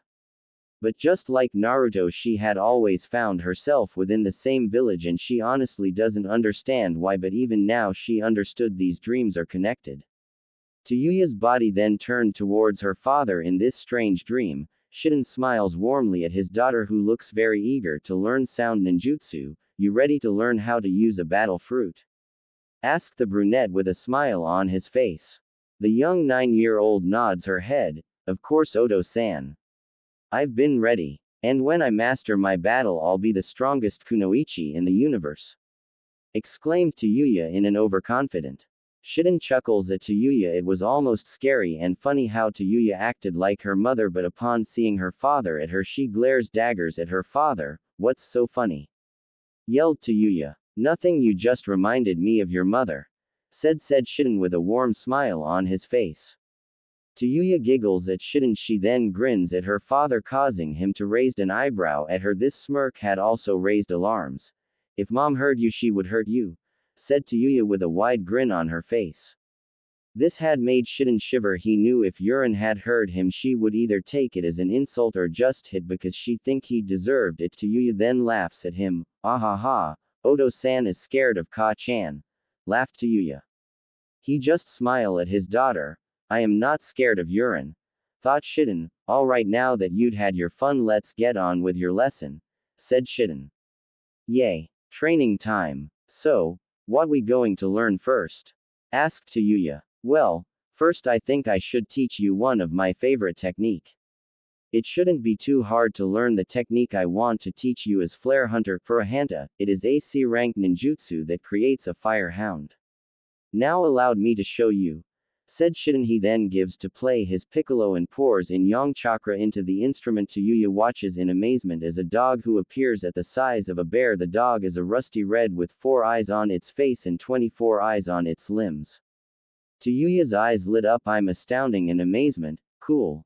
Exclaimed Tayuya. She then puts the flute to her mouth and begins to do the same, but instead of an animal appearing, a smoke appears. She then looks down in sadness. He begins to place his hand on her shoulder, but his eyes catch something strange. Well, strange for a ninja. Up in the sky he sees a strange clay-like form falling from the sky. The man's eyes widened in shock. Oh no. What is Iwagaker's explosion core doing here? Wait, there's only one person here. Thought Shiden with a surprised expression. He then grabs Tayuya and put her behind him. He then begins to play his piccolo, secret art, Holy Grail, Himitsu no Geijutsu, Seihai. Exclaimed Shiden. Tayuya watches as giant golden beads appear around her. A red barrier of chakra surrounded the two. Tayuya then watches in fear as the clay object plummets towards the ground. Her expression of fear shifts towards horror as a huge explosion envelopes the place it was dropped in. She then begins to cry and turns towards her father. Arho Hauser was there. Mama Wawa was home. Cried Tayuya in horror as she watched her house and everything around it is destroyed by VTHE clay object. She couldn't believe this was opening. Her mother was gone. She then looks up in the sky and she a person wearing a cloak, but the one thing that caught her attention was his blonde long hair and the clay bird he was sitting on. The mysterious man grins down with a cocky grin. She then watches as he digs in his pouch and pulls out large beetle-sized clay objects. With no time to do anything, Shiden grabs Tayuya's hand and throws her into the ground and creates a ninjutsu barrier. He then smiles at his daughter. Be safe, Tsuya-chan. Your mother and I love you, said Shiden. He then turned around towards the blonde man and creates various of hounds. Dream end. Both Tayuya and Naruto release the grip on their head. Tayuya sees Naruto with a wide expression and he sees her with a shocked expression and tears coming down from her face. Did you see something? Asked Naruto in a caution tone. Tayuya nods her head. Yeah, I was in a village, said Tayuya as she wipes away the tears. Naruto's eyes widened in shock. And these dreams bring you back to the same vision, right? Asked Naruto. Tayuya nods her head and smiles at him. So, I'm not insane. I knew there was some reason why I was having these dreams. I just didn't know for what reason I had these dreams, said Tayuya. Naruto rubs the back of his neck. Man, this is crazy. So what do you think? So should do I mean we can't tell anyone about this? Said Naruto with a nervous expression as the two begin to walk towards class. The only thing we can do, said Tayuya gaining a confused look from Naruto, rely on each other for now. The only person we can trust is each other, said Tayuya. Naruto nods his head. Yeah, I guess you are right, said Naruto with a small smile. Tayuya puffed out her chest in overconfidence. So this means we can't tell anyone, our friends or family. But this is weird. Usually I would never trust someone I don't know, but for some odd reason I trust you. Sorry if that sounds weird, said Tayuya with an embarrassed blush on her cheeks. She didn't know, but for some reason she didn't believe she needed to actually apologize. Naruto rubs the back of his head with a fox-like grin. It's no biggie, said Naruto. Tayuya grins at him. See you later. We'll hang out at lunch, said Tayuya running towards Naruto, the blonde's eyes open. I'm realization. He then takes off towards his own class. Oh, no, I can't be late to class. I've never been late before. Thought Naruto at the idea of being late plagues his mind. Sure, finding out the dreams he's been having that are connected to something important is a big deal, but right now the dreams mean nothing to him. Several years have passed since Naruto and Tayuya had reunited. Now they are sophomores at Fujimi High School, but they are members of the student council along with their childhood friend Miki Yuki. After they gained their memories, they once again began, but everyone who knew the two could tell the duo liked each other. Naruto had aged into a handsome young man while still having the tan skin. He no longer had baby fat. He even allowed his hair to grow out like his father. Tayuya had grown a little. She's a few inches shorter than him with her face meeting his stomach. She also had allowed her red hair grow that reaches her back. She keeps it this long because Naruto had told her she has beautiful hair. She now has B-cup-sized breed and wide hips. The former ninjas and Yuki stare at a small group of boys who are holding a cigarette cart. What the hell do you idiots think you are doing? growled Tayuya in an annoyed tone. Instead of allowing her Naruto not becoming a prankster, she decided they will join the student council and beat the shit out of any idiot that thinks they can walk over them. Nothing, we're just playing cards, says the scared teen. Naruto grins at them. Really cause it to look like you guys were going to smoke cigarettes at school, states Naruto. He then begins cracking his knuckles. If you're going to lie, might make it a better lie, whispered Yuki. Tayuya nods her head at the pink-haired girl. The two girls had become good friends after Tayuya had saved her from a guy that was being unnecessary creepy. I'll give you fucking morons on the count of 5 to get to class, or Blondie is going to beat the fucking stupidity out of those small brains, you foosers. 1. Says Tayuya. The students quickly runs towards their classes. Pussies, says Tayuya. Yuki snickers at Tayuya. Not everyone can take hits from Naruto-kun. He has super strength, exclaimed Yuki. Well, you're not wrong, says Tayuya. Their chakra has increased over the years, but their chakra has been cut in half. Neither of the two didn't mind it since they had no interest in joining the army. They both enjoy their freedom. He's no longer a Jinchuriki and she isn't the pawn of Orochimaru, plus she had something she didn't back in their world friends. To be honest, Naruto is the only friend she ever had. She turns to the blonde first friend and boyfriend, plus Yuki is one of her good friends. Naruto then grins at the pinknet. That's because I'm the strongest member on the student council. Grins Naruto. The pinknet giggles at Naruto. I don't think anyone can beat you.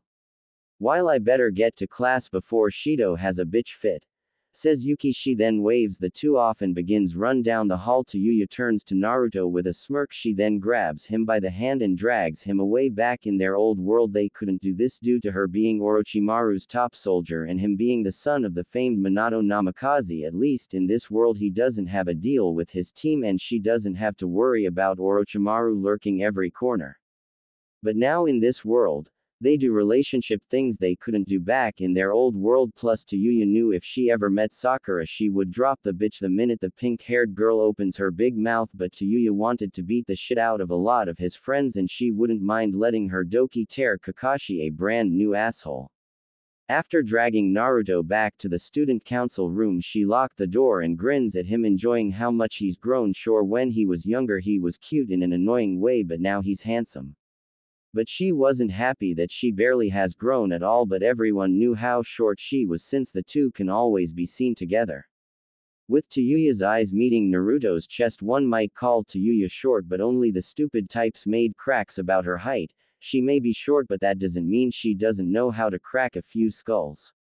Naruto smiles at her. He then caresses her cheek, causing her to grin with a blush. She wraps her arms around his neck and bringing him down to her eye level. He blushes as he gets lost in her chocolate-colored eyes. I love your hair, it's beautiful, exclaims Naruto. No matter how many times he calls her crimson hair beautiful, it always fills her stomach with butterflies. These moments she didn't feel like Tayuya of the North Gate, she just felt like a normal teenage girl.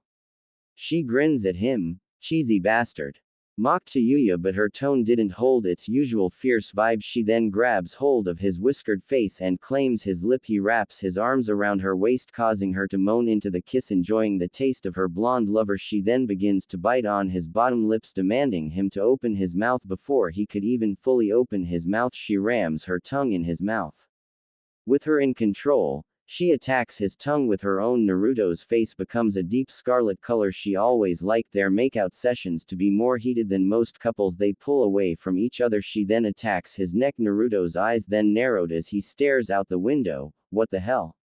Exclaimed Naruto. This causes Tayuya to pull away from him and stare outside. And what they watched made them glare. They watched as a stranger bites into a teacher, causing him to fall to the ground. One of the teachers, the beautiful Kyoko, watches as a fellow teacher and lover just died, and it was the fact that a bite killed him. But she smiles as he rises, but he looks undead. He growls at them. He then rises and takes a bite out of another teacher, ripping a huge chunk of their neck. The other teachers watch in horror, and said teacher then rises to his feet undead. Just as she's surrounded by the undead teachers, their heads are removed by Naruto. Kyoko stares in shock as Naruto has cold hardened eyes. He quickly grabs her hand and runs off. What's going on? exclaims a confused Kyoko, but Naruto quickly jumps back into the room. He puts her on the floor. She looks around in confusion. What? How did I get here? I was just at the door.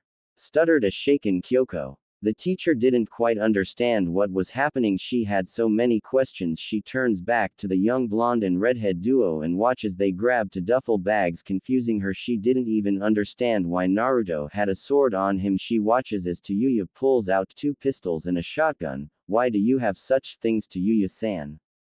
Howled Kyoko. If it wasn't bad enough she had her fellow teacher's blood on her and watch her fellow friends and boyfriend killed in front of her, even though they did turn to creatures that ate the living. Tayuya clicks her tongue in annoyance. Just before she could get any word out, the principal spoke, telling them there was an incident, but suddenly shit hits south as everyone heard the principal being attacked by one of the undead. Shit just hit the Fusen fan.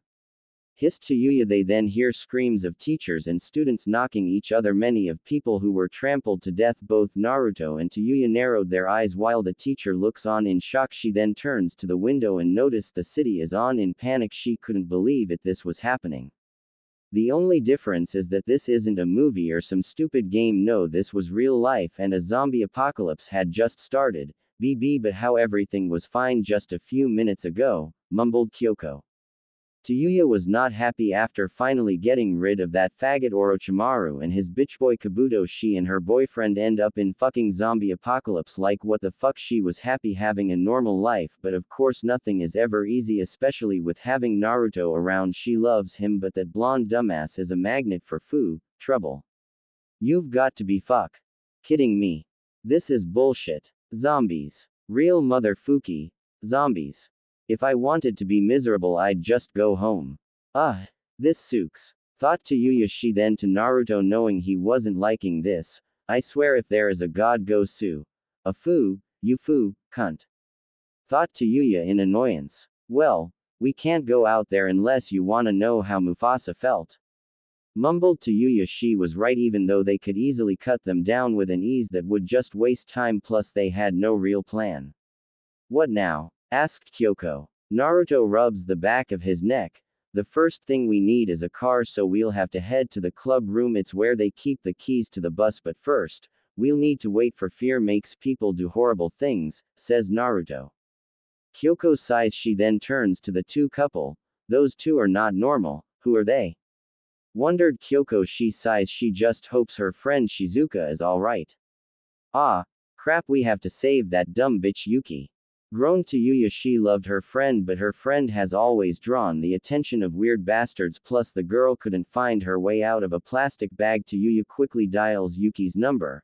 I swear if you are a Fusen zombie, I'm gonna shove my foot so far up your SS. Growls Tayuya. Even though she did start teaching the pinknet to fight, she was still at a disadvantage, especially without a weapon. Hello, whispered Yuki. Tayuya smirks at hearing her friend's voice. Where are you? Asked Tayuya. Yuki and Kazui. She finished boarding up the windows, which they had to do very careful not to draw the attention of the undead. She narrows her eyes as a few undead stagger their way through the halls. Nurse's office and hurries up. I'm not sure how long we can stay here, says Yuki. Right. Just keep your head low, said Tayuya. Tisk. Like I have a choice. Hissed Yuki in a low. Tayuya ends the call. She then turns to Kyoko. Ready? Asked Tayuya. She nods her head, not trusting her voice. She then fixes her hair and glasses. Staying in the school isn't a choice, and unfortunately, my car is too small for everyone, says Kyoko. Tayuya nods her head, handing the teacher a 9mm. You haven't held a gun before? Questioned Tayuya, watching as the woman stares down at the gun and being surprised at how heavy the gun is. No, never had a reason to, replied Kyoko. The teacher watches as the 2 straps the duffel bags on themselves. It's pretty Fusig, simple, point and shoot and don't be a dumbass, use both heads. Says Tayuya. She then turns to Naruto, who has 2 knives drawn. You ready, shithead? Grinned Tayuya. Come on, we got a girl to save, Yano. Grinned the blonde. Even though he was grinning, he was sad that his peaceful life was over. He was also worried about his family. After all, he did try to call them, but he couldn't get through. He knew he shouldn't be too worried, they are trained, but that still doesn't calm his worries. The door slowly opens up. He quickly sees three zombies. He narrowed his eyes. His training in ninja skills had only increased over the years. He throws both knives into the heads of the two zombies. He then unsheathed his sword, cutting off its head, and very much like the movies, you take out the head, they stay dead.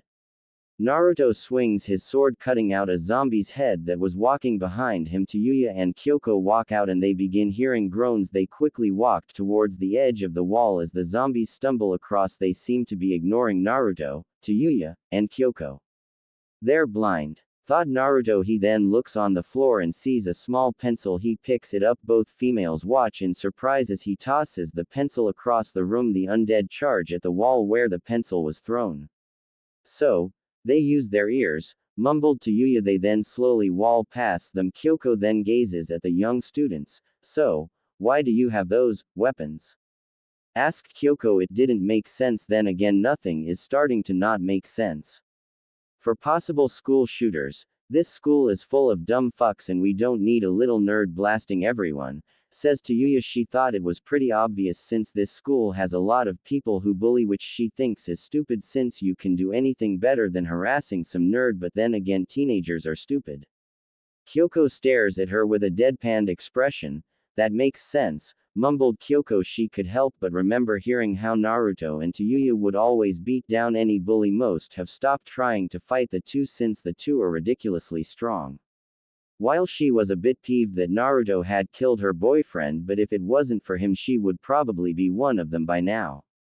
While they were making their way to the nurse's office, Yuki and Ishii had their backs pressed against the door, stopping two zombies from entering the office, while Shizuka just shifts around the room in a ditzy manner. But that was just a mask. This was horrifying. She wishes this was just a horrible nightmare and any minute she'll wake up forgetting she watched a child who was bitten, then turned to the undead, forcing the two students to kill the high schooler zombie. Yuki grits her teeth in frustration with an annoyed look on her face. Damn it, this Sook. Where the fuck are those two? Tayuya, if I die I blame you, mumbled Yuki. Unfortunately, the groans of the undead then begins to draw more to the door. Yuki stares down at the broken pole. Ishii wasn't faring any better. The poor teen was scared shitless. This was a nightmare, seeing his classmates and teachers becoming undead. Shizuka senpai, we can't stay here, get off, screamed Yuki just as they storm in. They are quickly gunned down like an old 80s action flick. The remaining are then cut down by Naruto. She looks at her friends with a wide smile, not caring for the tears. Shizuka in a ditzy manner jumps with positivity. She might be dense, but she knew one bite, no matter how small, is all it takes. She also knew the undead were blind. She then claps her hands in glee. Yay! We're saved, cheered a happy Shizuka. Ishii released a breath he didn't know he was holding. Oh, thank Kami, says the teen. He then stares in confusion as he sees Yuki trying to hug an unwilling Tayuya, who looks annoyed. His eyes then gaze down at her guns. Tayuya senpai, why do you have those guns? Asked the boy. Do you want to live? Asked Tayuya, not knowing what to say. The boy just nods his head. Tayuya smirks at this. Then stay with us, exclaimed Tayuya with a grin. He then smiles. He watches as Shizuka hugs her fellow teacher. Naruto senpai, you and Tayuya senpai made it before me, says Seiko. The beautiful maiden woman smiles at the two. She then turns to the others. And you saved the nurse. Has anyone been bitten? Asked the woman. What the hell? These two look like Tsunade and Hinata. Well, if Hinata had a backbone, thought Naruto. He then turns to Seiko and shook his head at the shrine maiden teen. He then turns to Yuki, who also shook her head negatively. No, we're all good. We're heading for the club room to get keys, says Naruto.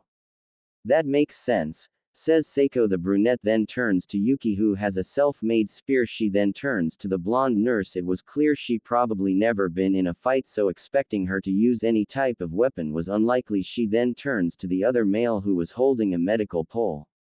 What's your name? Asked Seiko. Kazu Ishii, says Ishii, now feeling nervous.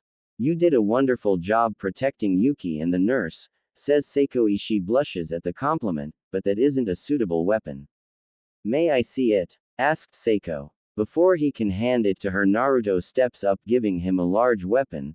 This will be better than some self-made spear, says Naruto. Thank you, Uzumaki senpai, says Ishii with a bow. The young teen was quite surprised with the weight of the blade. And don't be dumbass and trying to be a hero. And aim for the Fusen head. The rules in the movies still apply.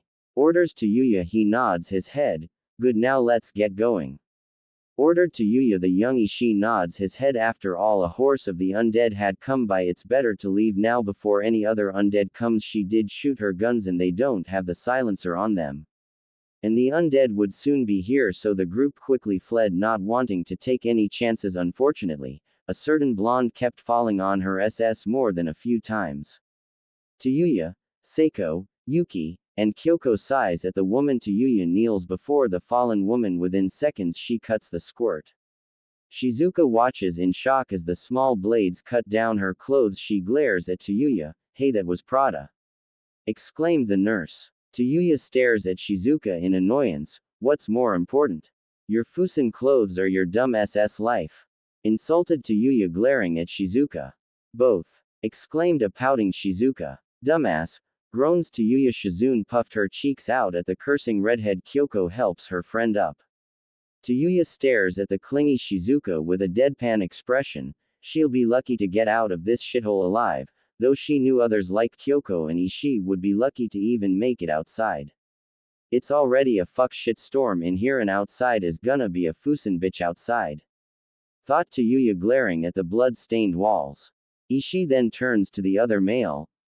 Naruto senpai, what do we do when we get the bus?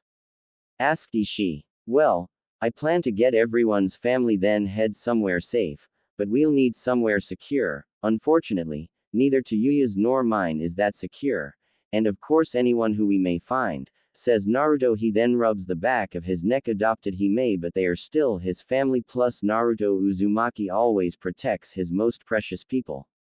Shizuka then turns to the teens with a megawatt smile. This action only caused her outrageous BRST to bounce. She looked away in respect while Naruto just stares at her face. He knew if his eyes even moved an inch this would only anger the short-tempered tomboy, and angry jealous Tayuya is never a good thing. I know just the place. My friend's place. There's this big wall and a big view. There's this tank girl this big. Exclaimed the excited woman. And where is this house?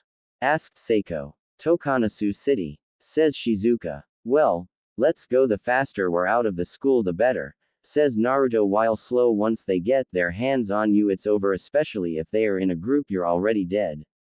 But, because they are undead they no longer have any restraints. Plus being in a closed space area isn't good, especially since they can come out of any of these rooms waiting for their next meal. Naruto then turns to his hot-tempered girlfriend. He smiles warmly at her. She blushes at him and grabs his hand, running her fingers over his own. At least I have her by my side. If it is the end of the world I'm happy it's with her. My Tayuya, thought Naruto. The young blonde had always dreamt of them together, but back then he always thought he would need to be like Sasuke, a traitor of the village. But he supposed he is a traitor. The only difference is left for happiness while Sasuke left for power. He used to feel bad for his diseased friend, but he soon realized Sasuke didn't care about them. He only cared for himself, and the village catered to his selfish desires. And now the village was forced to go on without any Uchiha, or Uzumaki Jinchuriki, but Naruto could care less about Konoha. It was never his home, only his prison. And now the two are from their prison. Konoha and Orochimaru are far from their grasp. He's now free from Kyuubi no Kitsune, no longer hearing the annoying fox tempting him to remove the seal, but it seemed like Haku was right. With the Genjutsu Kunoichi by his side he feels like he can take on the whole world. It also helps she likes him. Then again, not many can handle Tayuya's unique personality. Shizuka smiles warmly at the former ninjas. The world might be going on fire, but she can't help but feel happy for the two. Plus she was a fan of romance. Kyoko looks at her fellow collage with a deadpan expression. She then pulls on Shizuka's arm. Will you stop acting like a child? You are an adult just like me, whispers Kyoto. Shizuka just smiles at her friend with a small pout, but they're so cute. Whines Shizuka. The young blonde woman ignores the glare of Tayuya. Plus I'm scared, thought Shizuka as her eyes glance at the walls. She even looks behind her and releases a breath she didn't know she was holding. She honestly wishes she could just wake up from this horrible dream, but everyone wishes this was just some bad dream. But fortunately, for them, they aren't dead or worse undead. Everyone then stops as two undead walks towards them groaning. Both Naruto and Seiko look at each other with a nod. With sword Bakken drawn, the two easily kills the two. With the two undead students finally dead, they continue on their part. Ishii looks at the dead undead with a sigh. That could have been me or any one of us. I sure am thankful for those two, thought the glasses teen. His eyes widened as the undead launches itself at him. Ishii quickly stabbed him through the head. Ishii removes the spears and quickly walks a little faster. Yuki turns to him with a look of concern. Are you okay? Asked the pinkett teen. He shakily nods his head. I'll be alright, but I think I'm going feel much better when we're on a bus, says Ishii with a nervous look. She smiles at him with a nod, plus she wouldn't mind a shower. I hope this place is as protective as she says, thought Yuki with a hopeful sigh. She was also pretty sure their classmates were most likely eaten or turned into an undead corpse, but she did feel a lot safer with Seiko, Naruto, and Tayuya. Yuki then turned to Shizuka, who's clingy with Kyoto. She is a child, thought Yuki, but she really couldn't fault the young woman. This was scary. Seiko's eyes glance at Naruto's sword and smile, happy that a fellow swordsman survived, but she isn't surprised. She knew he belonged to a kendo family just like her own family. She can also tell the look in both Naruto's and Tayuya's eyes told her they weren't even scared, but they were just cautious and ready. Ready for the next zombie to just hop out. At least with her friends here, she doesn't have to worry about being turned into a buffet. She then sighs, I can't believe I'm thinking about food at a time like this. Thought Yuki. It also didn't help, she can feel the grumbles in her stomach. Ah! Yelled a young girl. They quickly run towards the sound of screams, but with Naruto and Tayuya being the faster of the group, they were able to make it to the classroom faster. Both of them glared at the zombies that are charging at an overweight Kutra and a very terrified Saya. Throws various objects at the undead. Tayuya glares at the undead. She pulls out various knives and throws them head on, each knife stabbing its way into each zombie's head. With fresh tears in the pinkett's eyes, she couldn't believe it. She was nearly eaten in a few seconds. Saya then launches herself at Tayuya and cries into her shirt. Most people would find themselves trying to comfort her, but Tayuya wasn't your average person. With an annoyed look on her face, she turns behind her and sees no one behind the two of them. Shit, thought Tayuya. Seeing no one around, she decided to let the girl let it all out. Suddenly her group and Takashi and Rei storm in the room. Takashi stares at Naruto and Tayuya with a shock. Naruto-senpai, Tayuya-senpai, and Busujima-senpai! Exclaimed the shocked teen. Thank you guys, says the nervous Kota. He smiles gratefully at Naruto and Tayuya. He doesn't even want to think what would happen if they weren't here. While Shizuka was handling the shocked Saya, Tayuya Seiko then turns to Takashi. You know Nurse Marikawa, Uzumaki, and Kyoryushima from the student council, don't you?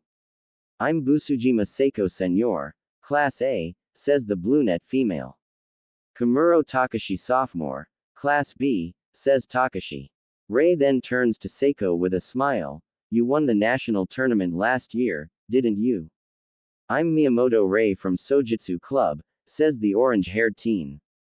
Ah, I'm Hirano K. Kutra from C Class B, stuttered the chubby teen. Seiko smiles at him. It's nice to meet you, says Seiko, causing Hirano to blush. What's with all you guys, acting so friendly, muttered Saya. What are you talking about, Takashi? Asked a confused Takashi. Stop being an idiot. I'm a genius. If we start acting like this, we'll lose next time, yelled Saya. All right, I've heard enough, says Seiko, placing her hand on Saya's shoulder. The girl stares in shock as she is covered in blood.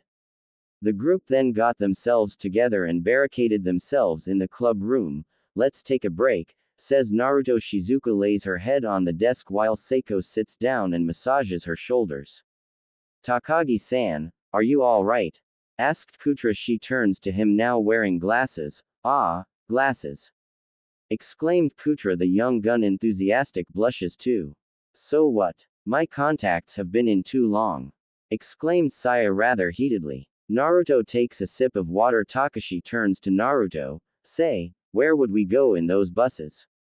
Asked the brunette teen. Getting to our families take high priorities. Everyone's house is close by, and if their families need it, we should help them, too. After that we're heading to Shizuka's place. It's far safer than Tayuya's or my own, says the blonde. We're bound to find them eventually. The police and self-defense force is on the move, after all. If they handle this like they handle an earthquake, there should be someplace the people are being evaluated too. What's wrong? Asked Saya, turning to Rei. What's is this? Exclaimed Rei. What's up, Rei? Asked Takashi. She then turns the volume up while the others were watching the news in horror, as this infection of the undead wasn't just happening in Japan but everywhere around the world. Every state is on fire, mostly because no one knew how to handle such a horrible pandemic. Naruto and Tayuya look at the TV with suspicion. They knew this wasn't normal even though they are former soldiers of Konohagakure and Otogakure. The dead rising from the dead wasn't normal. Sure, Orochimaru could use the reanimation technique, but that didn't bring them back as a walking corpse. Someone is obviously behind this, but why do this? Anyone knows this is a horrible idea, so why the hell play God? Thought Naruto. The blonde former Jinchuriki wished Shikamaru was here. He knew if anyone could find a cure it would be that lazy bastard. Tayuya then turns to Saya. We don't even know if they will rot, says Tayuya. Takashi turns to the redhead. What do you mean? Questioned Takashi. For one, they are walking Fusen corpses. So a cure is out of the question. This isn't going to die anytime soon, says Tayuya. She doubted things will ever go back to normal. After we check on our families, we'll have to agree on someplace to escape to. In any case, we won't survive if we act selfishly. We're a team. If we want to stay alive, we're going to have to act like one, says Naruto. Rei turns to Naruto. How are we going to get out? Asked Rei. Getting to the parking lot through the front entrance would be the quickest way, says Naruto as they stepped out of the room. Kutra shots two undead with his nail gun. We're finally leaving. Don't overdo it. Only fight if you have no way avoiding them. Just knocking them over is effective, too, says Seiko. Guys, they're only sensitive to sound. But they're strong enough to rip a door off its hinges. If they get you, you'll get eaten. Be careful, says Saya. Each of them who can fight nods their heads. Tayuya pulls her short sword. They hear the screams of people. They rush downstairs. Both Takashi, Seiko, and Rei quickly bashed the heads on them while Naruto and Tayuya cut their heads off. Thank why? Don't speak so loudly. Were any of you bitten? Questions Seiko. The black-haired girl shook her head negatively. No, we weren't. Says the girl rather fast. We're going to escape from the school. Do you want to come along? Asked Naruto. They just shook their heads. Both he and Takashi look and see the entrance is covered with the undead. Takashi gulps in nervousness. I don't want to do this, says Takashi. They can't see, so it'll be like you're hidden, whispers Saya. Well then Takagi, go out there and show us proof, comments Takashi, which quickly shuts up the teen. Show us your theory is correct, Takagi-kun. We won't be able to move quietly with a group this big. Inside the school, during the first attack, I couldn't find any consistency in their movements, says Seiko. Rei clutches the spear close to her. We won't be able to just run out the entrance, states Rei, staring up at Seiko. I'll go, says Naruto. Everyone but Tayuya stares at him. It's obvious no one is going to. Everyone is too scared to. Besides, standing here talking about it won't solve anything, says Naruto. Plus, thanks to his training he could easily do this. Takashi then turns to him. If you're going then I'm too, says Takashi. Nah, it'll be better if I go alone, Dadbeo, grinned Naruto. Everyone stares at him with concern. He then steady holds both blades. Every lesson that Genma and Hayate ever taught him stayed with. A true shinobi strikes when the time is right, thought Naruto as he walks by each of them. He carefully opens the door one by one. Each of them makes it through the door. Unfortunately, one of the students' weapons hits the door. Everyone quickly runs for it. Unfortunately, not everyone was lucky. Takuzu wasn't fast enough as he was torn apart and eaten. His girlfriend quickly rushes to him, joining him in the afterlife. I can understand where she's coming from. If the rest of the world is this bad, maybe it'd be better to die, says Shizuka. Both Rei and Saya look at her with shock. Tayuya looked at her with anger. You stupid bitch. Yells Tayuya. You call yourself a nurse. Exclaimed Saya. Look out. Yells Kutra as he quickly steps in between her and shots a female undead. He then turns to her.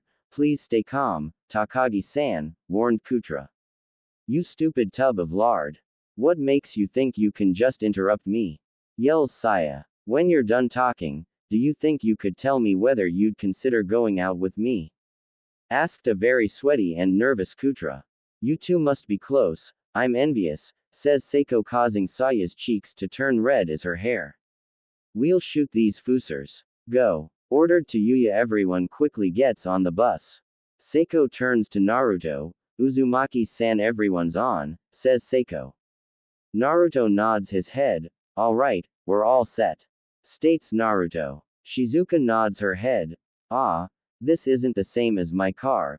ABC, ABC, ABC, mutters the young nurse. Take that, exclaimed a student. Both Takashi and Rei open the door and see Shido and a few other students trying to outrun the horde of undead. Who's that? Asked Takashi. Shido from class 3A, says Seiko upon hearing the name. Rei scowls. We're ready to go, exclaimed Shizuka. Naruto nods his head. Hold on just a minute, exclaimed Takashi. They're coming from the front, too. If we wait much longer we won't be able to leave, warns Shizuka. Can't we just run them over? Asked Takashi. Would everyone be able to fit in here safely? Wondered Saya. Just before Takashi can even run out, Rei holds him back. We're not going to save him, yells Rei. He glares back at her. Rei. What the hell are you saying? Yells Takashi. We shouldn't save him. That kind of person is better off dead, yells Rei. While the two were having their lovers' spat, they watch as Shido kicked a student in the face, leaving at the mercy of the undead. Even as he gets on the bus, they glare at him. You saved us. Is Busujima-san or Uzumaki-san the one in charge? Asked Shido. Seiko turns to silver-tongued man. We don't have anyone like that. We relied on each other to escape, says Seiko. Somehow this made the man grin in the same way Orochimaru did. In order to survive, a leader is absolutely necessary. The reason is obvious. A leader must protect the order, says Shido in a ally manner.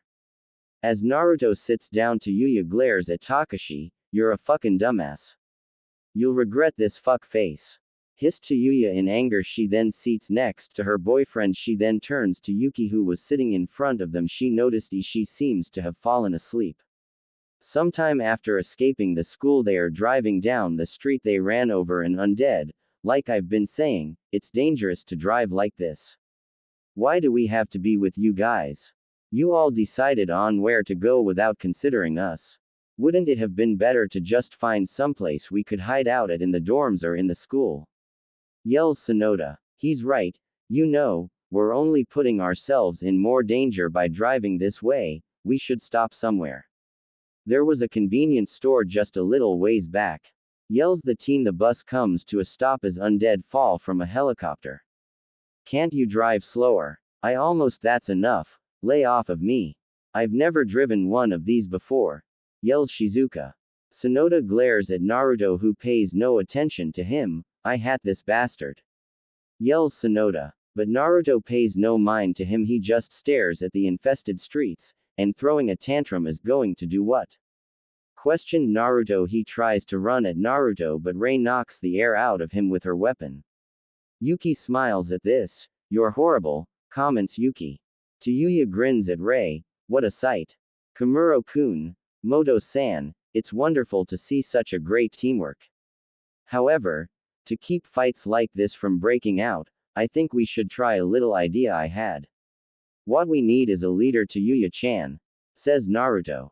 About fucking time, says Tayuya. She takes a shotgun and literally blows his face off. Everyone stares at her in shock and horror. Ah, finally, I've been wanting to do that since I first saw the fucker, exclaimed Tayuya. Naruto then rise from his seat. Now that the damn pedophile is out of the way, here's the deal. Tayuya-chan and I are in charge. We decide where to go. But of course if you don't like where we going, there's the door, says Naruto. But you can't, exclaimed the scared black-haired teen. That's funny, last time I check it's my group that got the bus and second we have swords and guns. And you idiots don't have anything. Now here's what's going to happen. You're going to either shut up and stop acting like a bunch of children or you can end up like this piece shit. Says Naruto. Miura, Kurokami, and Sonoda lift the bus, not wanting to test. After Naruto drags the body off the bus, Kyoko then decided to take the wheel since Shizuka is shaken up. Tayuya's phone begins to ring. Dad! Exclaimed Tayuya.